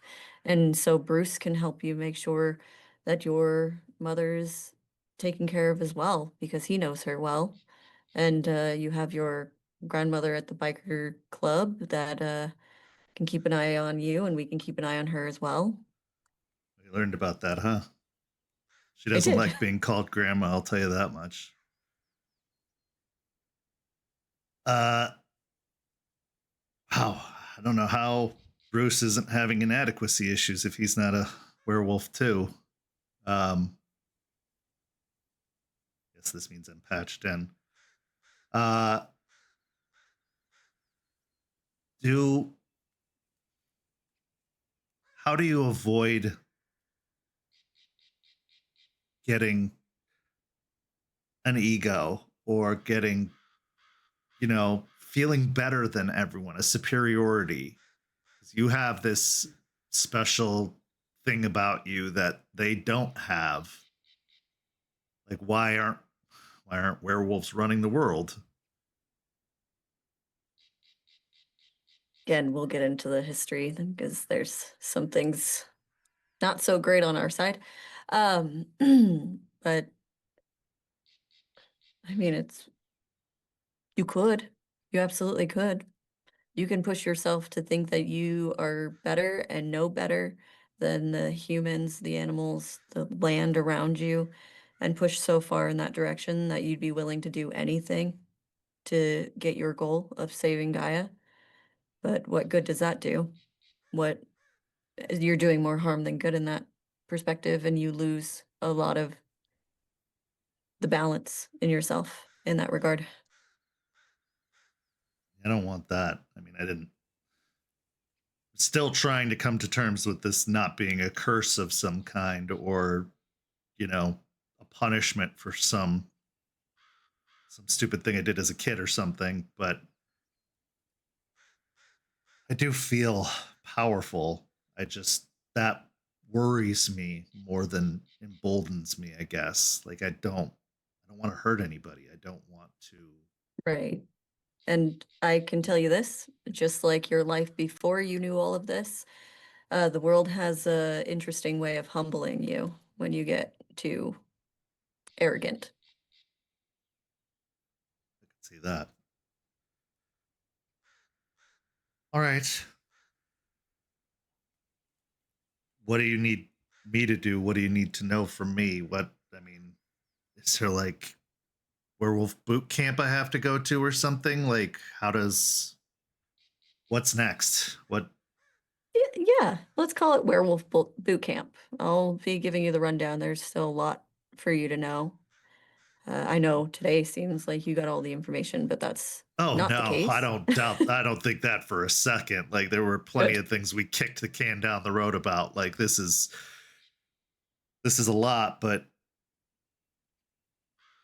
okay. So I stay here now, at least for a while. I don't want to risk an accident happening again, and so I Oh, think it would be good if I did stay. yes, and we've got plenty of people here to, if you're worried about an accident, we have plenty of people here to make sure that that doesn't happen. I just more meant out there. I assume being the young werewolf, I'm going to get my ass kicked by anybody who's been around long enough, but I just want to make sure I have it locked down, have a lid on it so that I can, if I go out there again, I know I'm going to be okay and that I'm not going to fly off the handle again. And especially with my mom or Bruce or anyone at the club,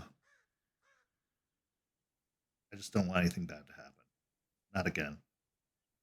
I get that. I get that more than you know.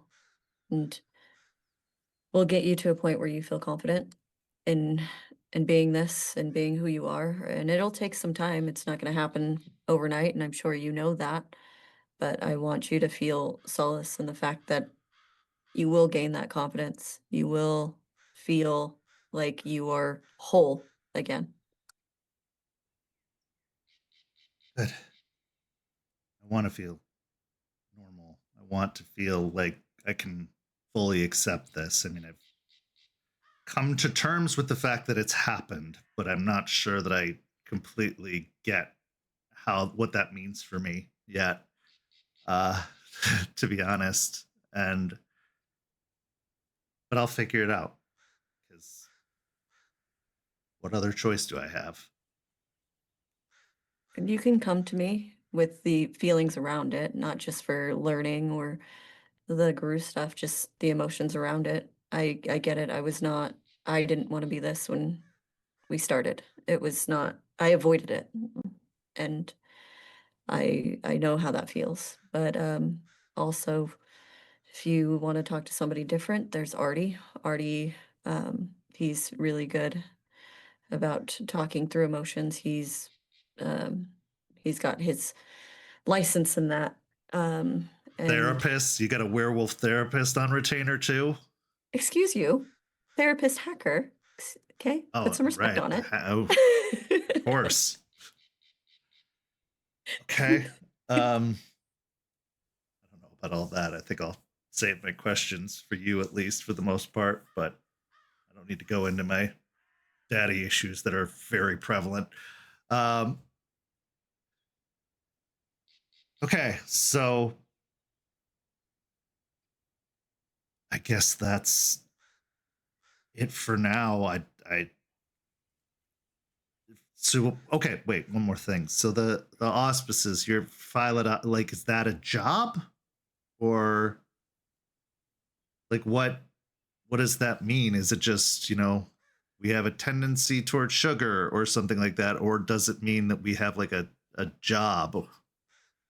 It is kind of like a job. It's not exactly, but it is a dynamic within your pack. So making sure there's justice and balance and following the litany and all of that is a philodoc's job. Also waxing philosophical on the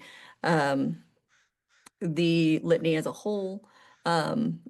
What's breaking it, what's not. That's kind of our shtick. It's what we're good at. That's where we fit in the pack.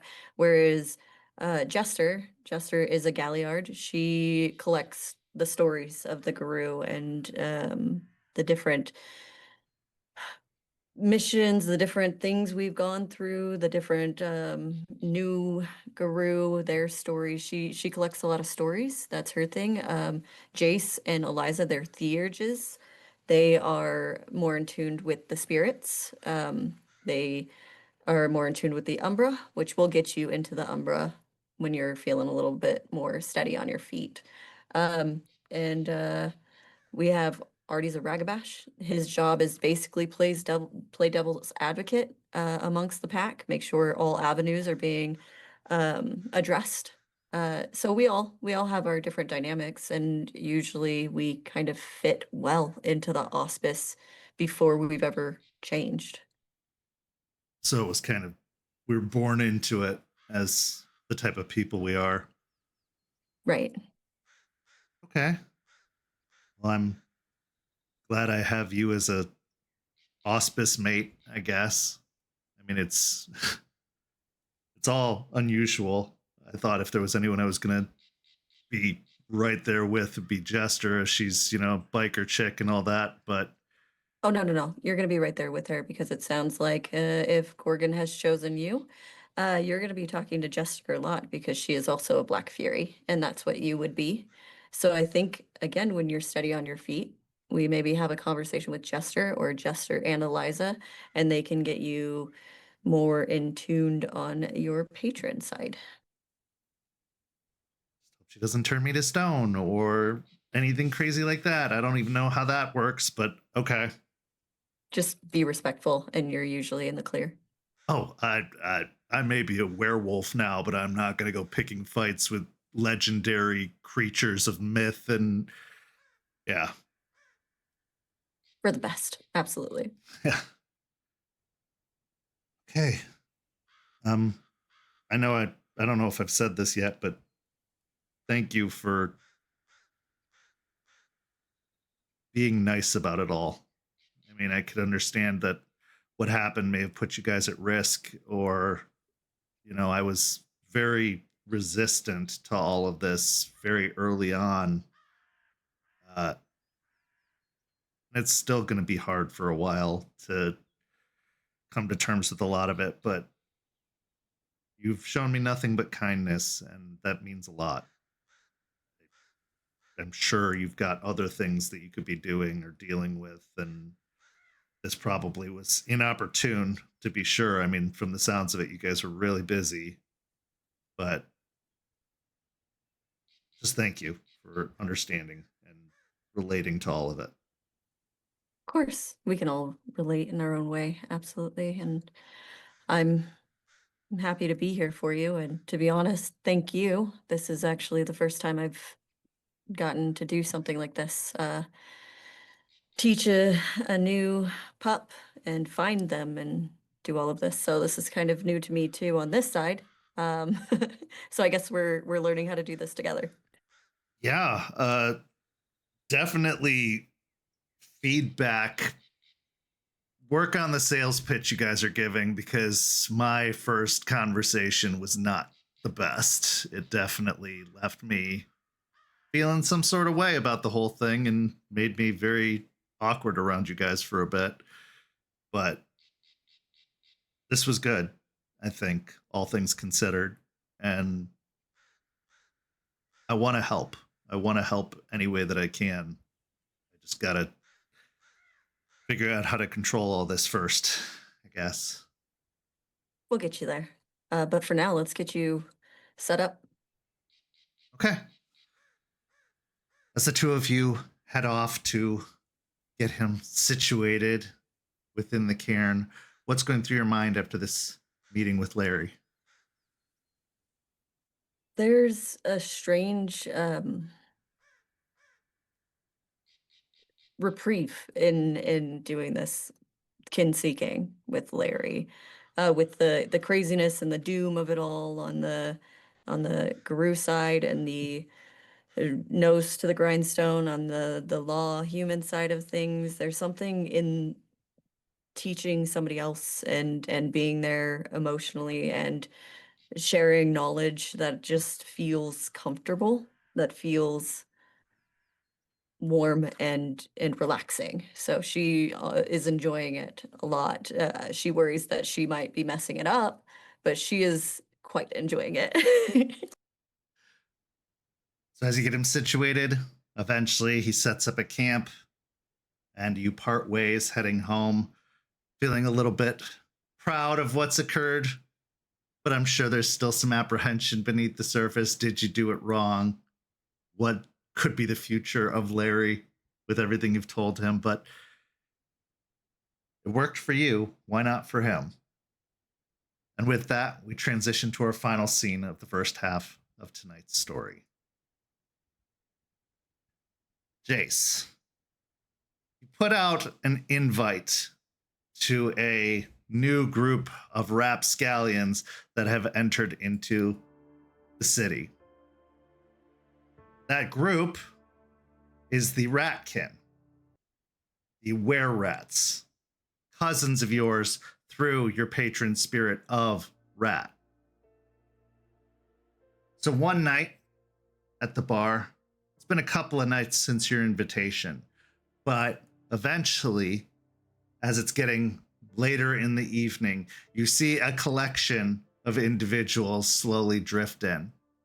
They all kind of have similar features, looking like street kids based off of their attire.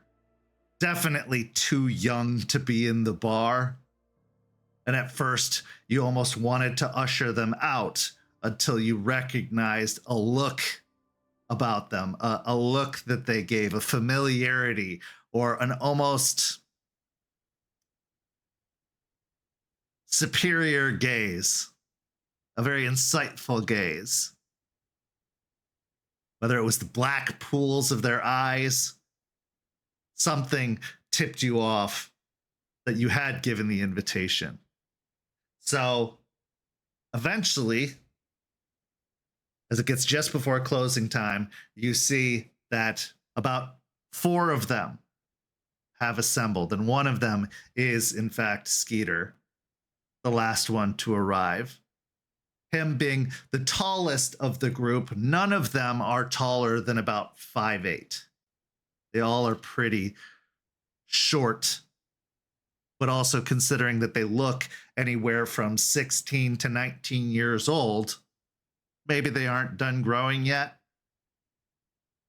They've all gathered at one of the tables over in the corner. One of them had come up and snagged one of the bowls of peanuts off the counter and took it over there. Another helped themselves to a pitcher of water that you had presented on the bar.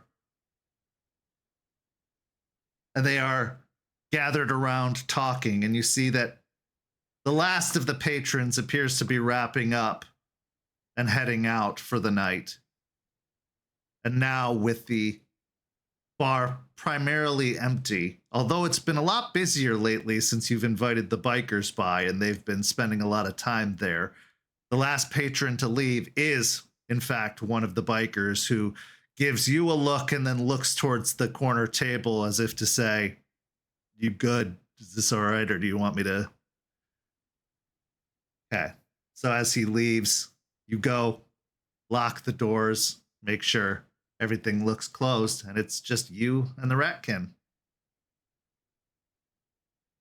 Do a brief cleanup, letting them do their chatter, get their fill of the water and peanuts and whatever little food is around. Then make my way over to the bar, start wiping it down, look over, make eye contact with Skeeter and kind of call him over. Skeeter hops off of his chair, which he had turned around backwards as cool kids do, and heads over to the bar before hopping up onto a stool. So is this where we eat? Yeah, how are you with directions? What, are you gonna make me cook? Because I didn't know that was part of the deal. No, I said come through the back. Oh, That was the front. yeah. Well, Common mistake, that's fine. it's a warehouse. Every way is a door. I mean, I like it. Don't get me wrong. This place is great, but it's not what you'd expect. That's kind of the point of it. It's fine. I just wanted to bust your balls a little bit, understanding the front and back door. But it's a decent looking group that you got, though, looking over at the table. Yeah, we do all right for ourselves, all things considered. You guys doing okay, though? Like, it's been a few days. Oh, yeah, we're fine. I mean, Good. We've been fine. I think you, more than anyone else, knows that we've been here longer than we say we have. Yeah, I was going to bring that up. So I was here for a little bit, about pushing a month before I made myself known. How long have you been here? If just between us. Just between us, huh? You're not going to go ratting us out to the other puppers? No. This was just more of my own curiosity. Well, we've been in town. I mean, I guess the first of us started coming here about 10 or so months ago. 10 months? Wow. Yeah. We were interested and decided to migrate south, see what a Florida summer was going to be like. And then we found it to our liking. I mean, we had a purpose for being here, obviously. He always makes sure of that. And we helped him out from time to time on a couple of things he was doing and got settled. And we were told, just wait. You'll know when you're needed. Lo and behold, who comes looking for us but you? Well, I guess you were looking for him, but we answered. In a way, I'm happy that you did. Hearing about Ratkin coming down and being part of this, part of me got pretty excited about that. Out of all the different entities that have been coming through, you guys I was actually a little excited about. Really? We don't get that kind of greeting very often. I understand that. I mean, of the so the changing breeds, we kind of got the short end of the stick, literally and figuratively. But the boss isn't too bad. Nah, the boss looks out for his own. So how does that all tie into you guys? Well, as far as the group that I'm a part of, the tribe, I'm part of the Bonar. Rat is the patron spirit of them. And so Rat looks after us. We do things for Rat, stay in his good graces. Rat provides different intel and things like that. Okay. I guess that all makes sense being the spiritual type. I just never expected to be breaking bread or sharing a bar with any of your kind. Heard stories. None of them good. Yeah,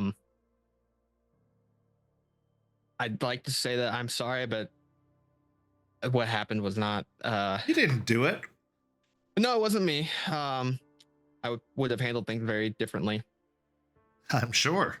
I don't think he'd have Yeah, let the you do whole- anything else. No, he would not have. The whole knife in the back kind of stuff. Not really my forte. What But you is... said Rat called you down here? Yeah. Want to know my Yeah. know my forte? Yeah, well, I know what your forte is. It's a $5 word if like- I've ever heard one. I like being face to face with someone trying to figure them out. See. So you like to get all the know-how, all the deepest, darkest secrets. That is something that we share. Although mine go beyond just people. I like to also get into things, but yeah, Rat called us down here, but there was also something else, something beyond that. I mean, we were happy where we were. We had our own jobs and scavenging to do, but about coming up on a year ago, we felt something change. Something inviting, something unusual, unknown. And it just kind of pulled to us like a magnet. And Rat said, follow that. Don't be afraid of it. So we did. And you definitely feel it around here. It's unlike anything else I've ever felt before. Tampa does that. It has a different overall energy to it. Especially being in the more spiritually inclined, I felt a very strong pull to come here, though mine was a little different, I'm sure, than your guys's. Probably, but maybe not. Maybe it was the same. Oh, let me shout out some of the crew here. He looks over to the table. That little squat bastard is Ollie. And then we got Dodger. And he points to another kind of thin, gangly looking individual. And we got Maylin. He points to the female of the group, who has been eyeing you in a kind of predatory way, but a playfully predatory way, as if she's checking you out. She okay? I thought hormones hit me bad. She's a whole different breed. The change did something to her, and she's fine. She's harmless. But if you wanted to give her some photos of you shirtless or something, I'm sure she wouldn't complain. You know, I'm sure if I had those, she would already have them anyways. We got cameras on our phones. Just give a little wave to the group. You said that there was several of you. Is this a lot of them, or am I expecting more to be? Okay, yeah, all right. He just Like, I can gives you a accommodate face this. like, oh, there are some of us that are a little more skittish about the idea of sharing space, but I thought set a good example, show them that you're not going to do anything foolish or, annoying. And I'm sure they'll come by eventually, but we like to only congregate in one place if we have to. Better to spread out that way. No, that's fair. So with your group, do do you have like someone that you report to? Are you the big boss, or is there someone that's above you? Well, we do have a daddy of sorts, but he's of the older persuasion, doesn't like to go out that much. He prefers to stay at the den, and he's a mentor, I guess. He was there for all of our changes. And yeah, he just kind of takes care of us, brings us together, and sometimes gives out the good word, gives out marching orders, but he's not social. We'll just put it that way. Got it. A secluded leader. Yeah. Respect that. So he gives the orders. Do you guys all have like individual jobs you guys do, or do you just all do one job that he gives you? Well, I mean, we have things that we're good at. That's what you mean. But we work together on everything. Except, occasionally one of us will be sent on something small, like fundraising. That's kind of a solo sport a lot of the time. But yeah, we work together. I like it. I'm just curious on how, like, what similarities that we would have like together. Because I report to, you met Aspen, to her, and then she delegates and gives things out. Well, we don't go howling at the moon, and we actually like our fleas. So that's a difference, I guess. I like to say howling at the moon's not a thing, but it's beneficial. All right, it does help. Yeah, I imagine. We have a deeper connection with the moon. All right, just like you have a deep connection with your damn fleas. I find them annoying and repulsive, but they have a purpose. Yeah. And they're supposed to be annoying and repulsive. Keeps people from wanting to hang out too much. Thus serving their purpose. They're doing a grand job. Yeah. So my plan is, they're good here. They'll kind of like usher him towards the back. I got the camera. If you really want to make her day. Not that. Oh. All right. He hops off the stool and just actually like vaults over the bar. So he'll take him into the back where Jace's overall apartment's at, and then he'll show him off to the side. Depending on how many of you there are, I'm gonna knock this wall out, and I'm gonna have people come and build you guys an actual like an area to accommodate like 30 plus people. Oh, so like a private dining room. Kinda, yeah. Just somewhere where you guys can go, have your own things, be able to do what you need to, be able to come and go as you please. Oh, are we affecting your precious clientele with our presence? No, it's just if you had something going on and you didn't want to come through the front and cause an issue or an uproar, you can go into your areas within the back. Got it. I was about to say I'm doing my job badly if I'm not affecting your clientele in some fashion.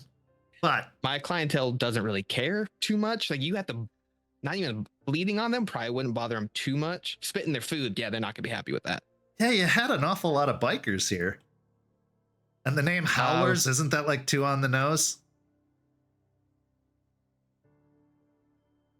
Not my thing. But we're on good terms with the bikers.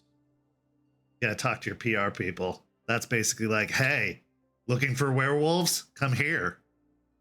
You know, the whole hiding in plain sight. You know about that. That I do. Do indeed. Okay. I think that's nice. Very accommodating of you. So, we got started on the little job you gave us. Don't want to be slacking too much. So, the city is, well, it's a lot. And they're spread, as far as we can tell, is pretty deep. They got their fingers in everything, especially in the city itself. God, it reeks, and that's coming from me. There are some places we couldn't go, which was so frustrating, to say the very least. But Maylin, she's kind of our eyes of sort of a extra nature. They'd warded certain buildings. They put up markings, sigils. Some of them were even carved in or inscribed. A lot of blood magic going on out there. A lot. They've been bringing in people from the university. I'm guessing one of the leeches. And they've been hard at work reinforcing things. Setting up protections, not just of a physical nature or a spiritual nature. I would say they're taking advantage, full advantage of this little piece you two have. Yep. Something tells me they're expecting you to break it.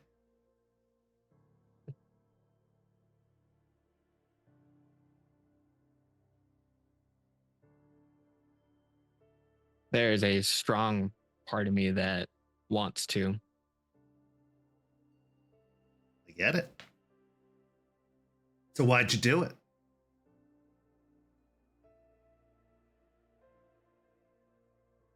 Do what?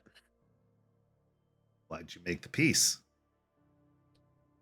Because of the multiple fronts that we are fighting on, we are needing to make sure that we are focusing on one thing instead of taking out the weak ones. Listen, don't give me the bullshit lawyer talk. That is the answer I have been given. What's your answer? Why do you do it? I do it because obviously, you're kind of doing it because you're bringing in a bunch of vermin to go snooping for you. So you already don't feel some kind of way about it. I talked to Aspen about it actually before coming to see you, Rat, and then you showed up. But I feel like those leeches are backpedaling, and us hitting them now would be smart. She didn't want to do it straight up, which I get. We are spread thin. So I had the overall agreement of trying to figure out a way to get intel on some of the things that they have. Be able to, instead of fighting them head on, be able to fight them differently. We can't step foot there. They didn't say we couldn't fight them on different grounds.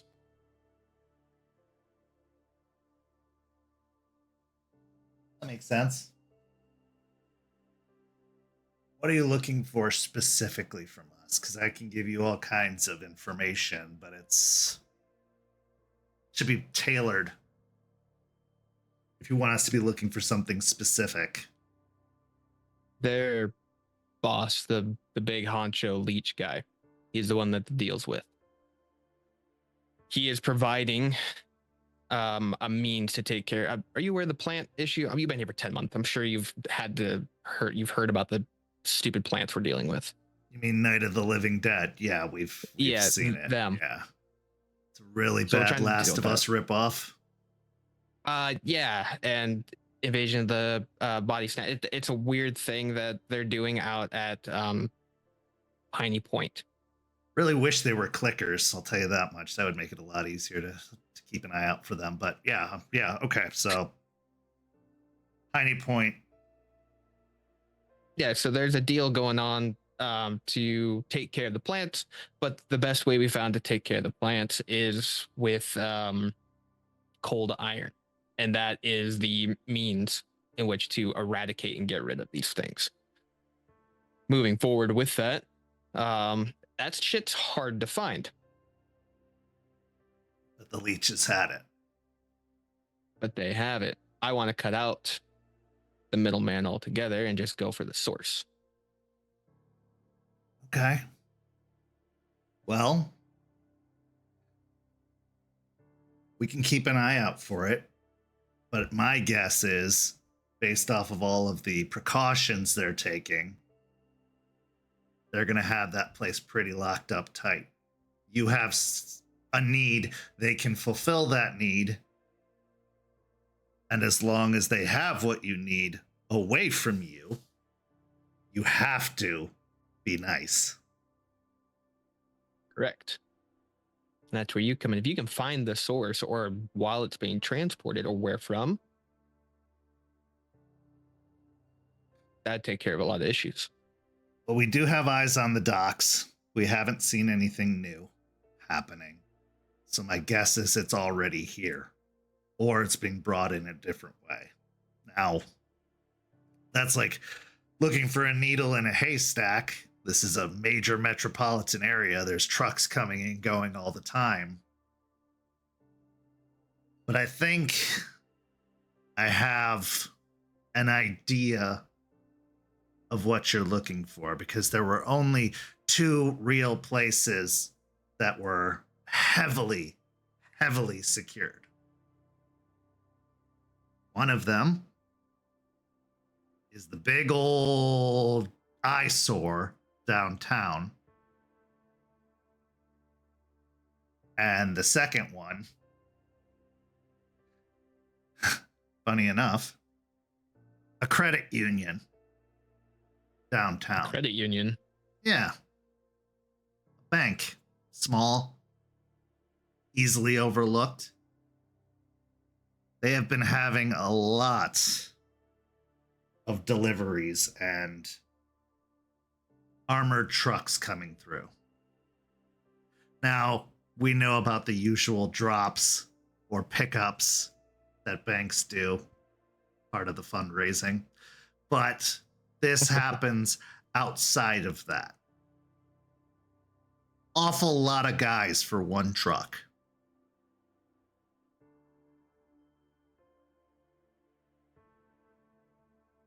Okay.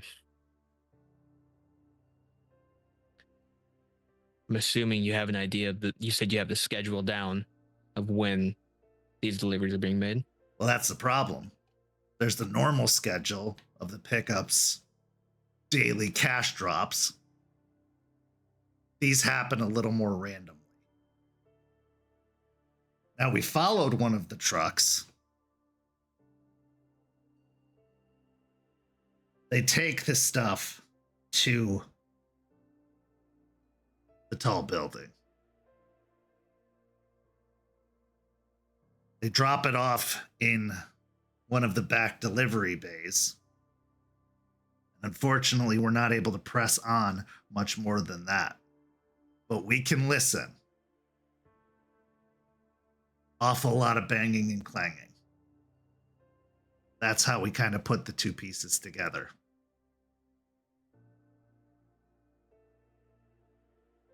Okay. My guess So from is the bank. they're very aware of what hurts these things. And they're making their own preparations for it.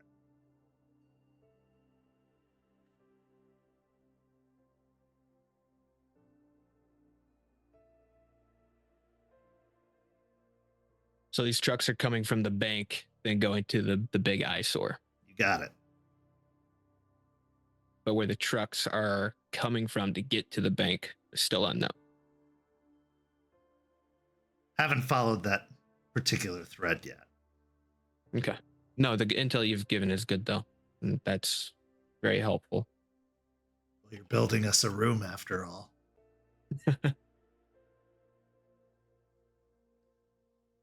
Going to, has Artie given him a new phone yet? Yeah. Okay.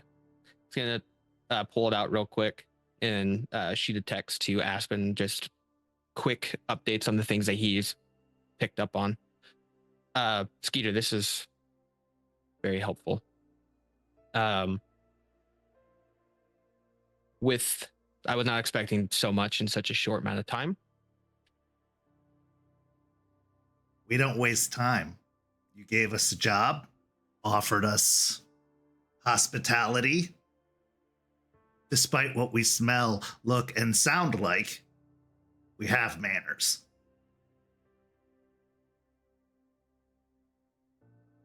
Well, thank you for living up to your end. I will be sure to get this taken care of for you. Hopefully less than a week. At least get skeleton aspect of it up, and then move in all the accommodations.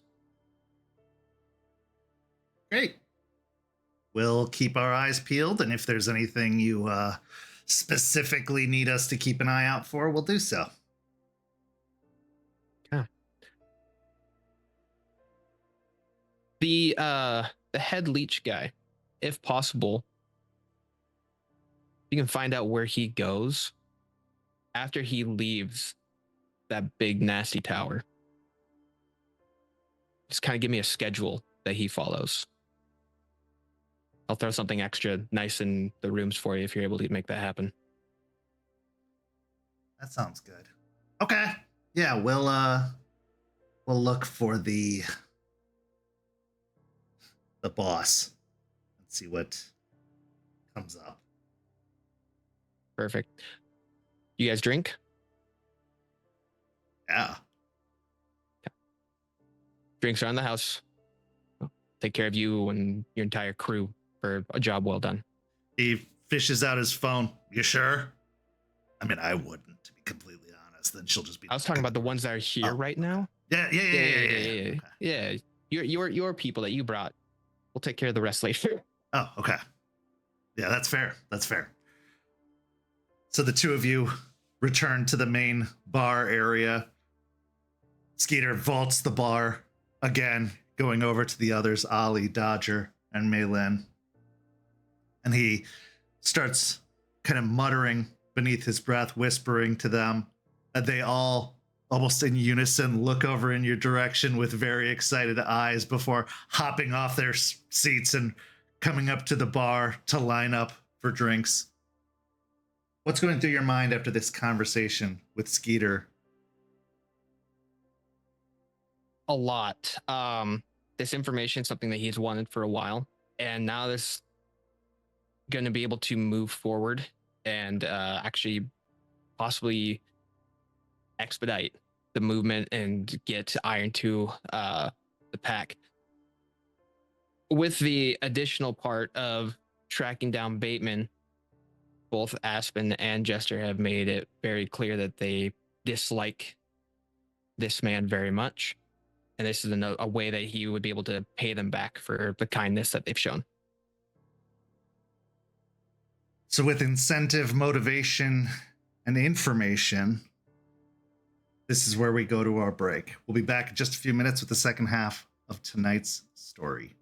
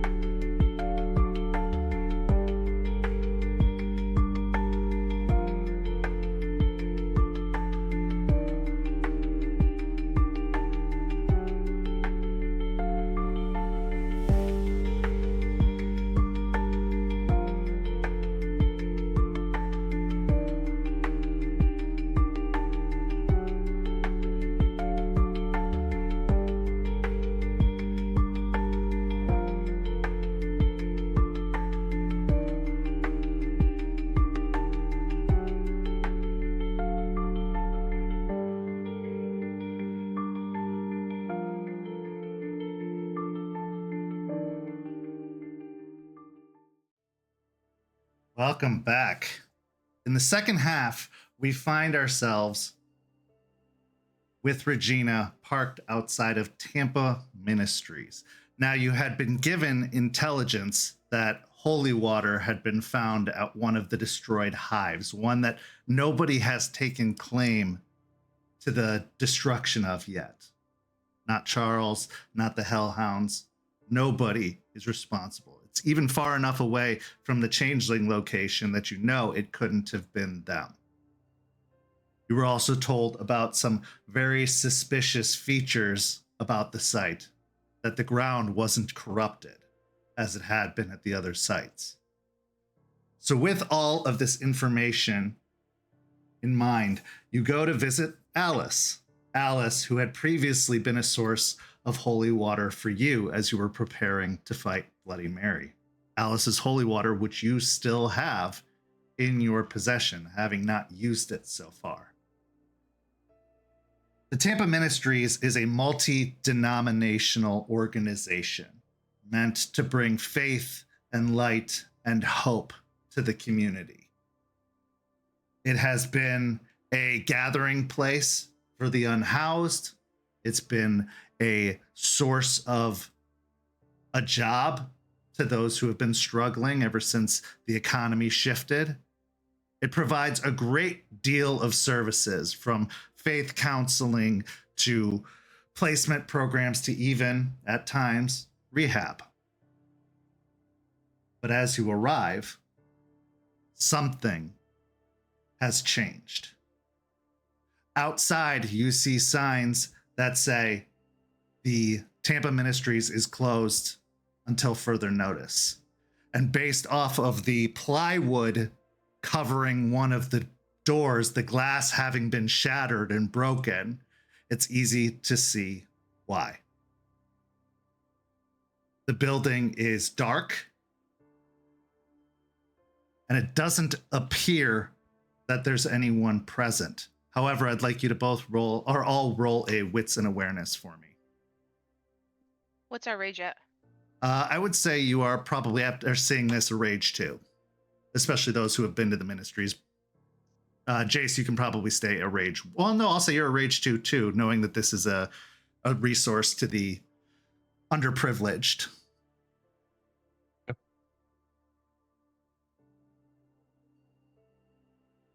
Aspen, 1 success.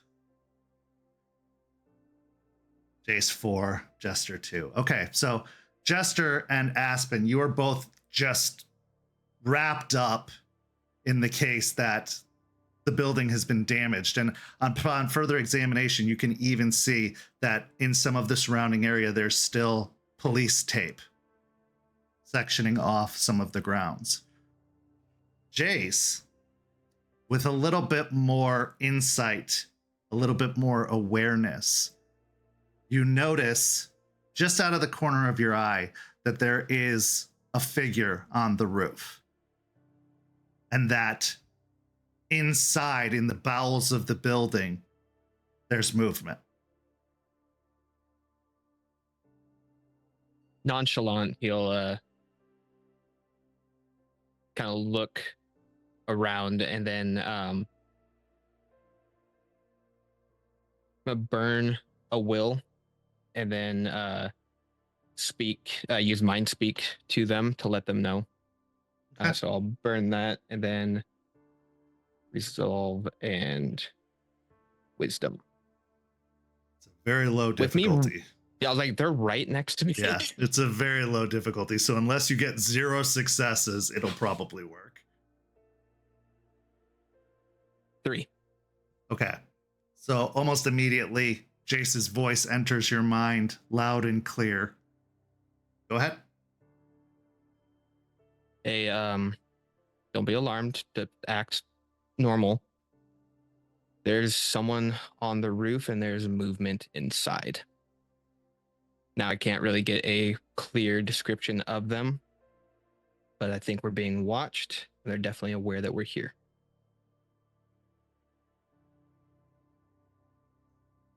I'm going to move towards the door. I'm looking for any like signs or anything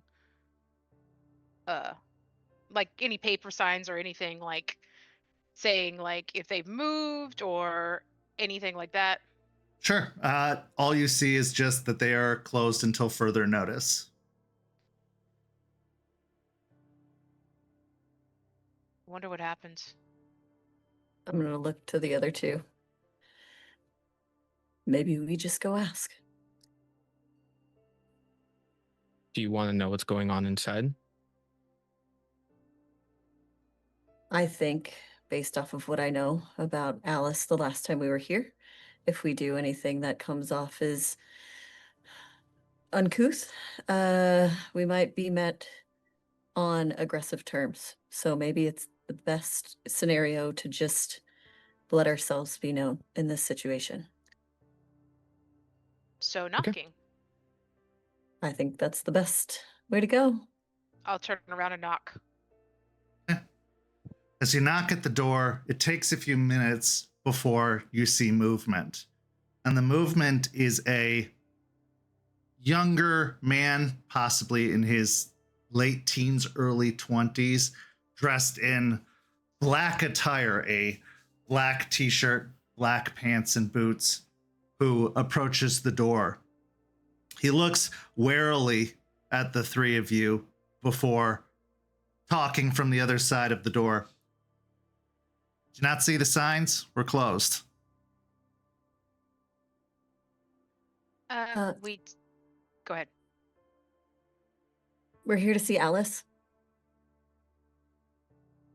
With the mention of Alice's name, you can see his posture change. She expecting you? No, but I think she'd like to hear what we have to say. Just a sec. That he turns and moves further into the building. Jace, with your high awareness score, you hear movement up on the roof as if the individual is repositioning themselves. After a few minutes, go ahead. Oh, I was with mind speak, just letting him know, like, the person on the roof, they're moving. They might be trying to get a better position. After a few minutes, three similarly dressed individuals, same black shirts, black pants, black shoes, approached the door. The one who met with you is unarmed. The two next to him are.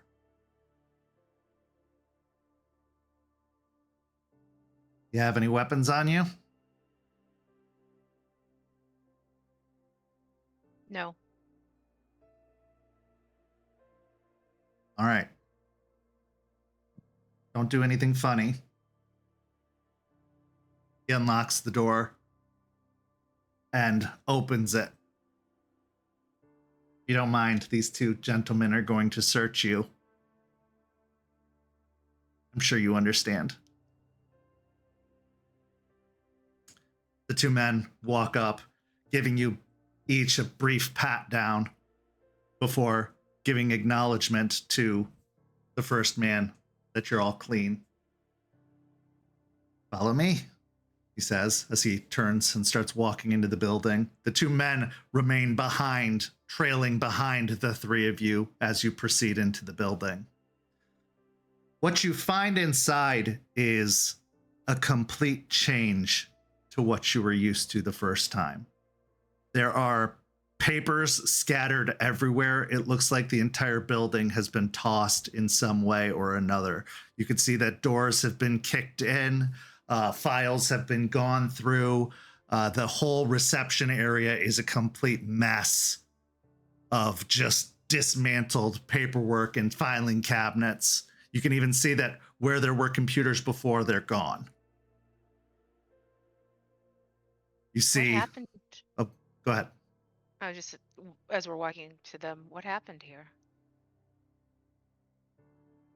I'll let her tell you.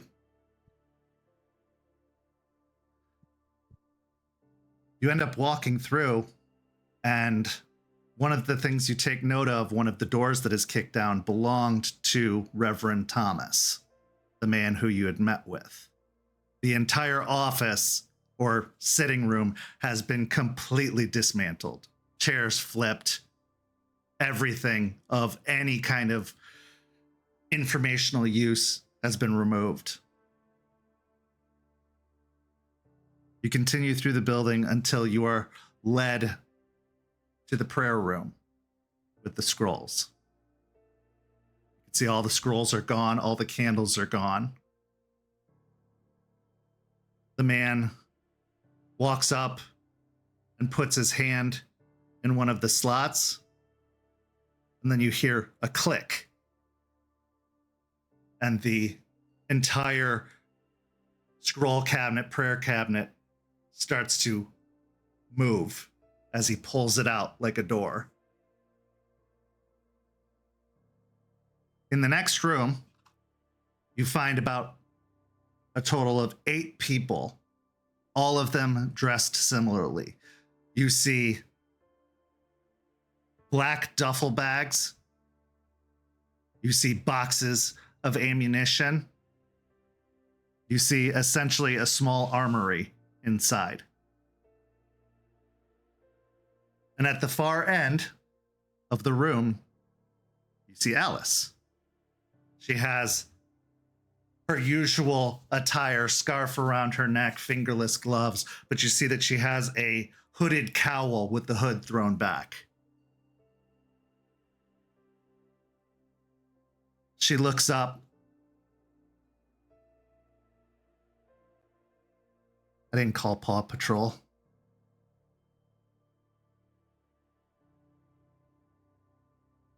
Back for more water. We're out. I think exchange and information might do.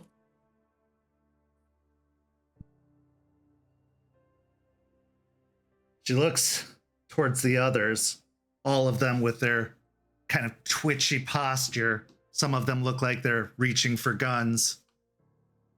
She shakes her head, and then kind of with a tick of her head, the others file out of the room, leaving just the 2 who walked, or the 3 who walked with you.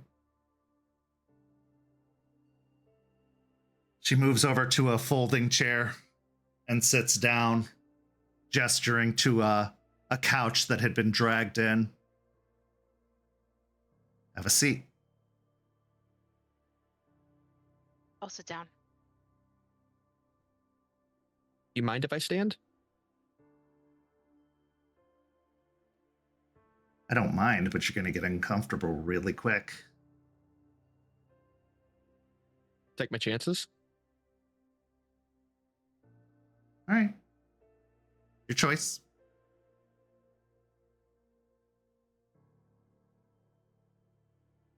What do you want to know? Well, we recently came across a situation where a piece of land was, what should we say, investigated, infiltrated. There were things there that don't belong, and they were taken care of, but not by us.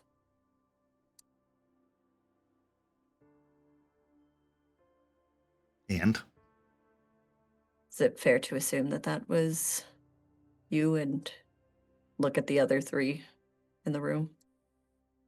I think it was the work of some concerned citizens who have noticed things aren't what they should be. Look around. What happened to the church?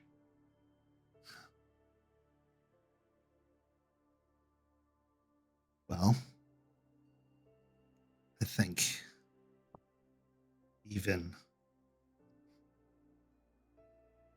your kind know that things aren't as they were just a few years ago, even earlier this year. Well, we weren't immune to it. Immigration agents raided the church. They took some of the volunteers, They even took Reverend Thomas, even though he's a legal resident, having immigrated from Ghana a decade ago. He tried to stop them from taking some of the volunteers, so they took him too. We've been trying to find him ever since, following leads of missing people. And yes, that was us. But not because that's what we were looking for. It just happened to be there.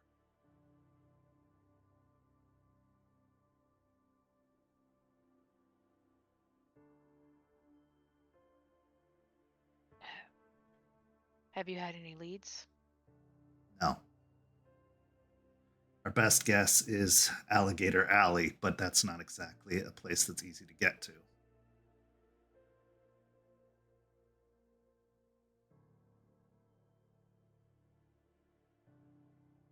I'm sorry.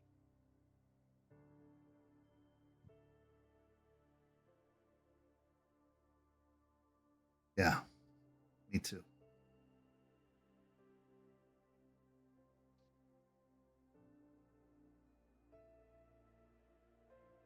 If you want to know more about what's happening, I don't know how much I can tell you or help you. We have our own crusade. A lot of good people were taken for no reason. We don't know where they are. We can't get a hold of them.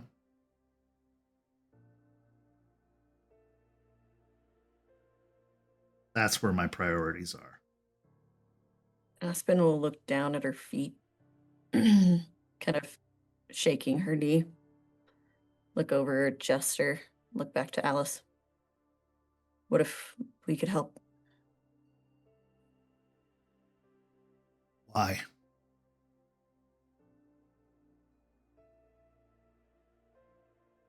Do you need help?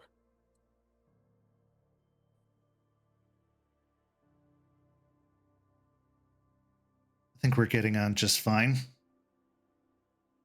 What did you have in mind? We have people that have better means of finding others, scouring, seeing what we can get a hold of, and if we can figure out where they are, we can help get them back. What's in it for you? Help with our problem.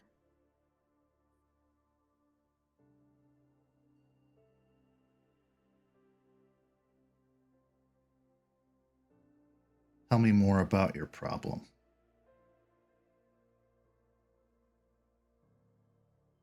Well, you saw it firsthand. It's all over. And it ties back all the way to Piney Point. And it seems you have means to take care of that problem a bit easier. Unfortunately, what we were originally looking for, it seems you're out, but maybe there's other ways you could help.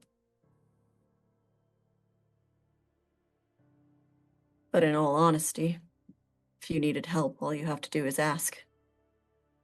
No exchange needed.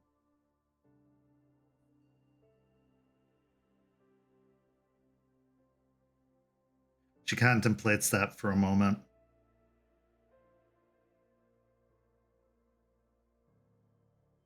I will admit you're not what I expected. And you're right. Times are desperate.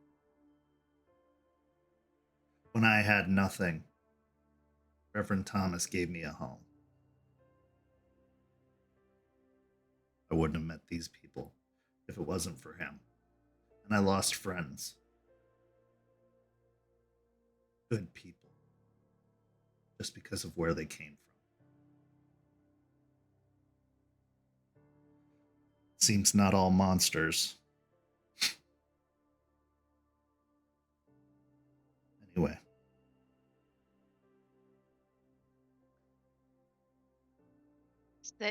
That's just it, though. You asked me that a long time ago. If I thought I was a monster. Now? I've thought about it for a long time. No, because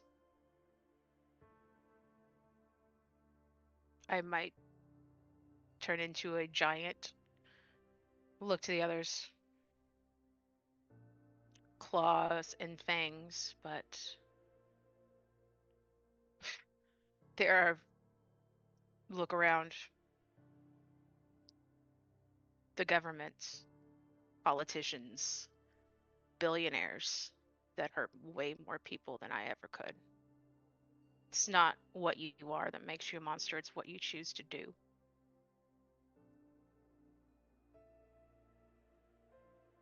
What happens when or if you decide to do something different? What if you lose control of that thing inside of you and it starts making decisions? Isn't that what you're here for?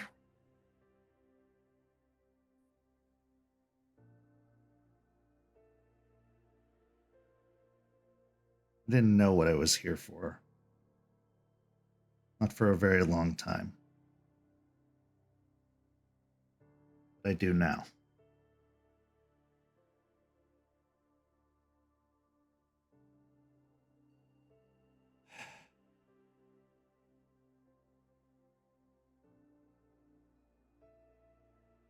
I'll help you. Because you haven't caused any problems. And because you've been honest with me, that goes a long way. Others like you try to hide what they are.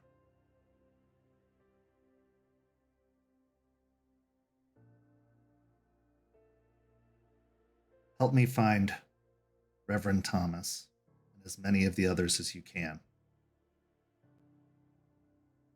And I will help you. But until they're safe, or at least until we know where they are,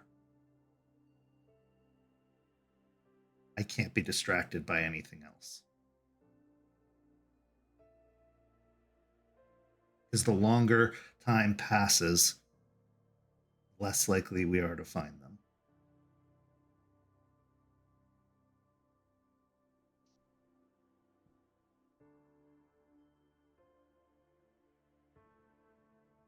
And you should know there's something else going on with all of that. I felt it when they came in.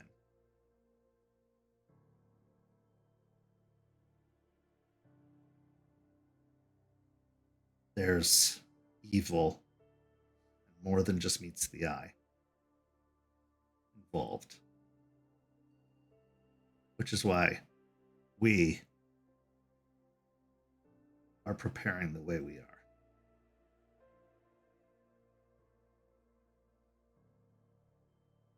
What kind of evil?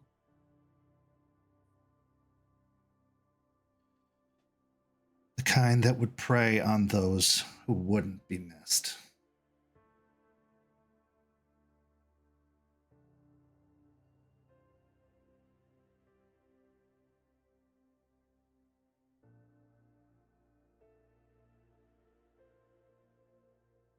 You have any leads?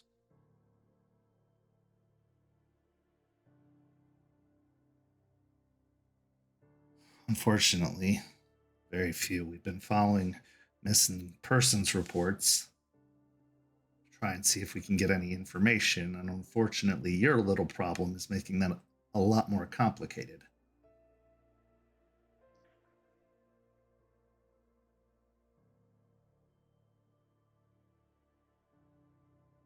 But we know they were taken in an unmarked van.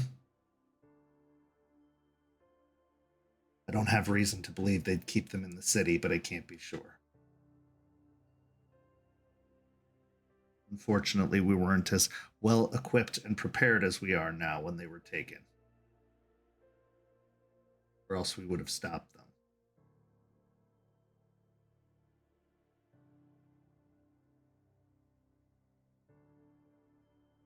Y'all have cameras? Yeah. They took the computers.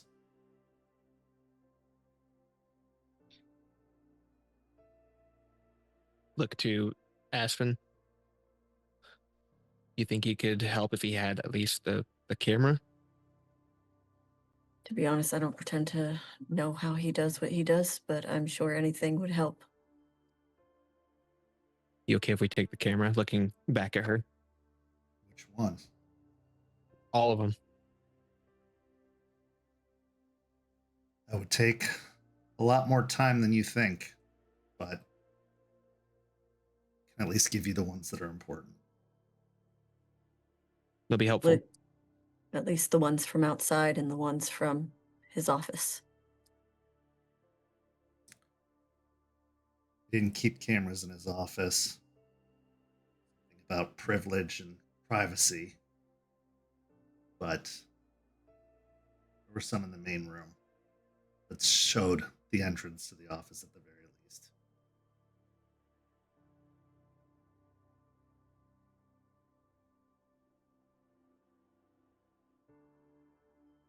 I know what you're dealing with is bad, and I don't mean to diminish it. Bad things are happening all over the place.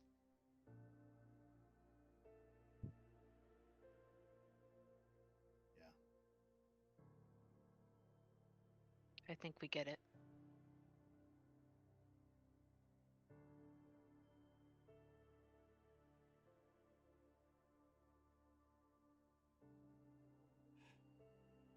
You could tell based off of her heavy sigh and kind of slump that she has been working tirelessly for some time.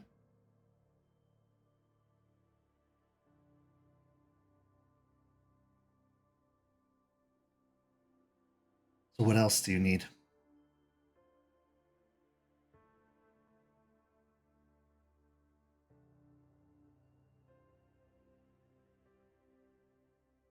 Means to fight.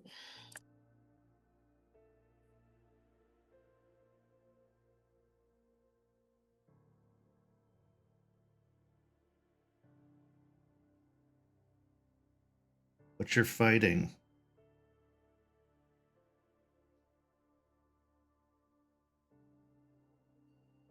I can try and give you the means, but it mostly stuns or slows them down.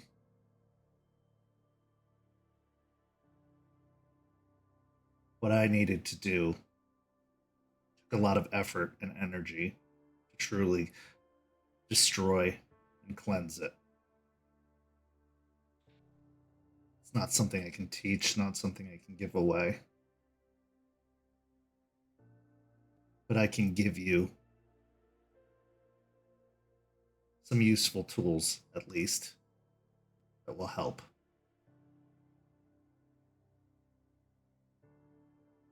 Anything helps. I don't know if it'd be too much to ask, but if we can find where your people are, could we get that special ability you have in the fight? You want me to help you. You want to fight side by side, like some kind of super team. Not forever, but I think we both want this to stop.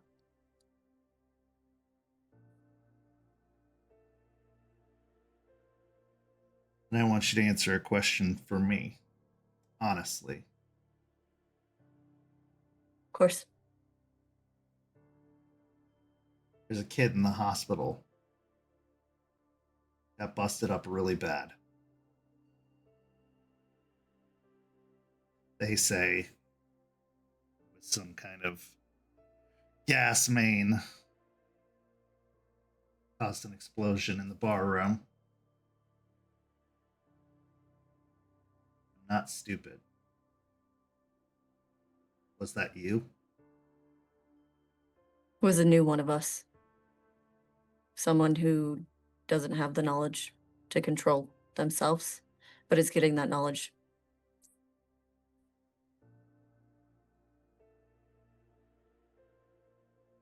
Okay.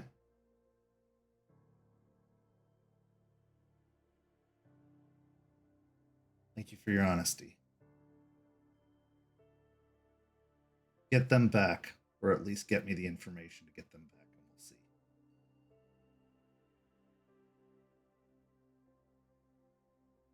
But because you're fighting something that threatens all of us, I will at least give you the tools to fight.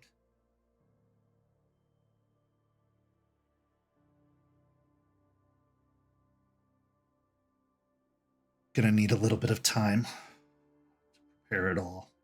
I don't want us going short-handed in case we run into more of them. We don't have claws and fangs.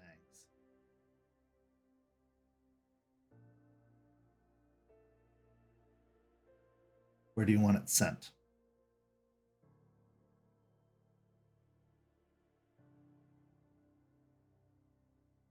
Storage container, and I'll give them the information.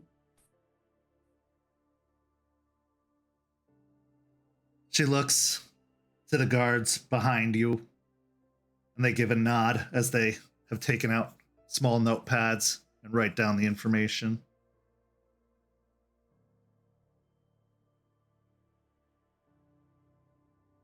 Okay. I'll help if you do this. But I'll make sure that you have some of what you need before then. We know what it's like to lose our people to a greater threat, something evil. So, as I said, even if you couldn't do anything, we'd still help.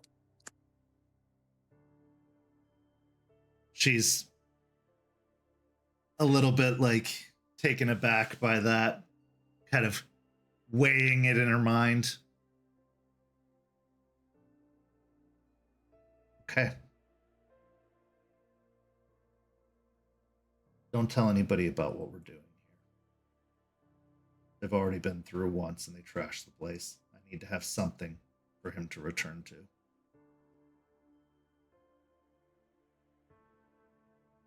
How can I help with the building?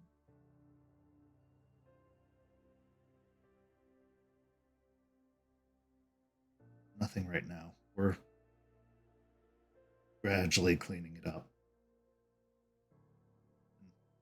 While we have this understanding, I think it'd be best if you all spent as little time here as possible, at least for the moment.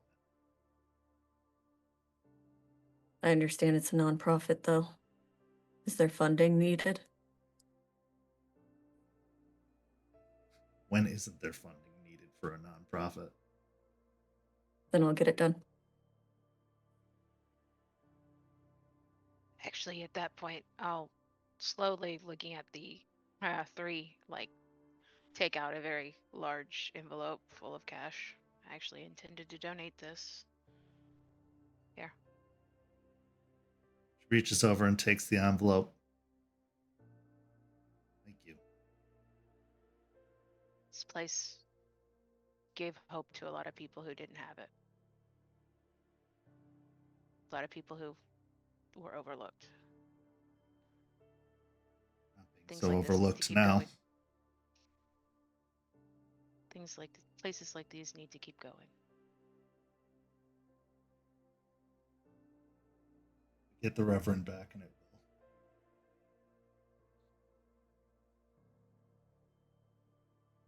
There's nothing else.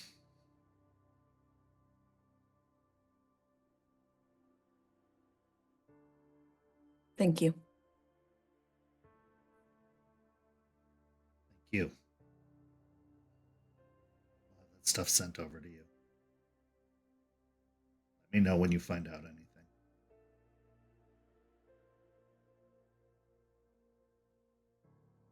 As you stand to leave, the guards take you back to the front door. And Jace, you notice by the door, spray painted on the wall, is the words Neighborhood Watch.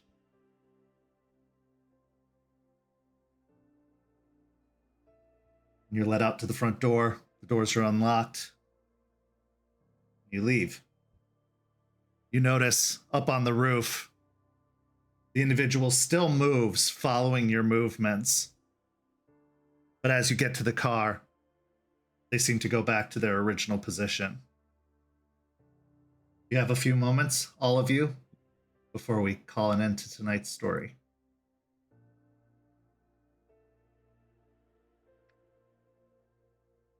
We had to. I agree. What they went through wasn't right, and we can help right some of those wrongs.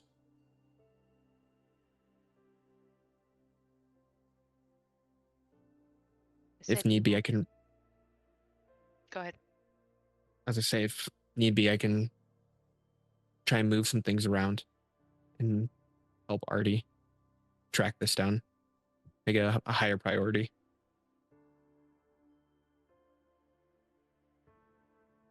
She said evil. A few Yeah. things come to mind.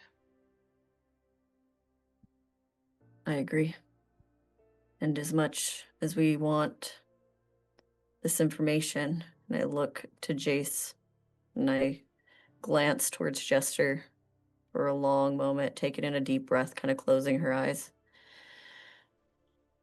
Jace, I think your friends are going to be useful for something else, not for what we need right now.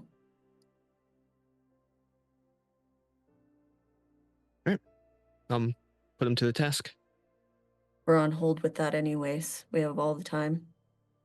This is pertinent. That, and, you know, as much as it's going to be useful what she's providing, from what she said, iron's still our best bet.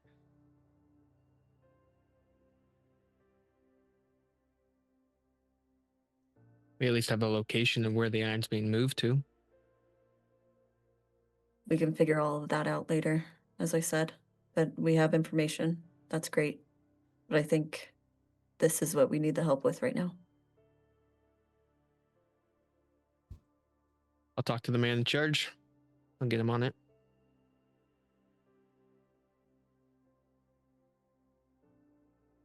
As all of you get into the car and begin the long drive back to the cairn,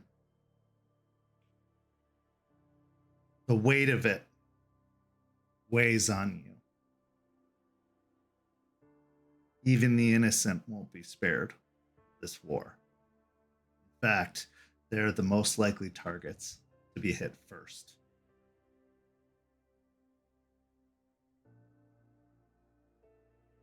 With that, our story comes to a close, but not without two final scenes.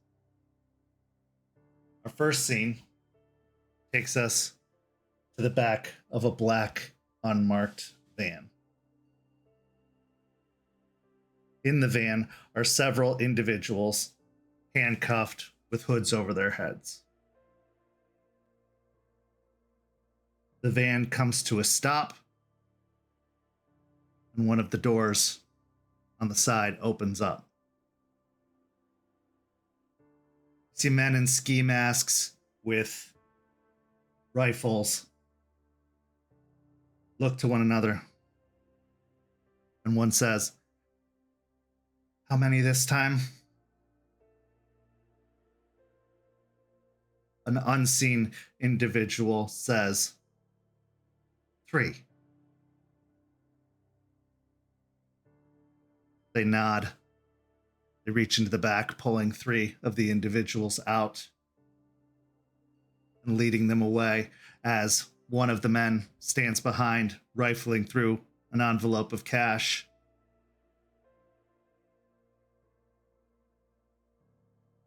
We transition to our next scene, Gatorland.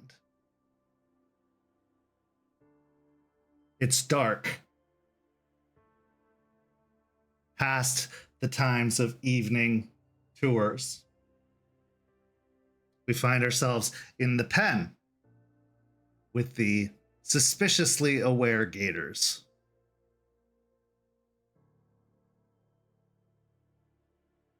They're all huddled around, watching as one of the night security guards passes by. They shy away from the security guard, backing up into the water. And the security guard's flashlight combs over the surroundings until it stops on one of the pens. As they approach, their light shining on one of the gators, fangs grow out of their mouth. This is where our story comes to a close. Thank you so much to these amazing players. Thank you to everybody watching at home. Go follow St. Pete by Night on all of that social media you see listed down below. And we only have 2 days left now, as it is after midnight, to enter into our Halloween contest. So make sure to go do that. Get as many entries in as possible and win that Werewolf starter pack. We've got Hellhounds this Friday over on YouTube, and we've got another episode of Rage Across Tampa that can be seen next Tuesday here on Twitch, the same bat time, same bat channel. For these amazing players, I'm Kent. Thank you so much for watching, and we'll see you next time.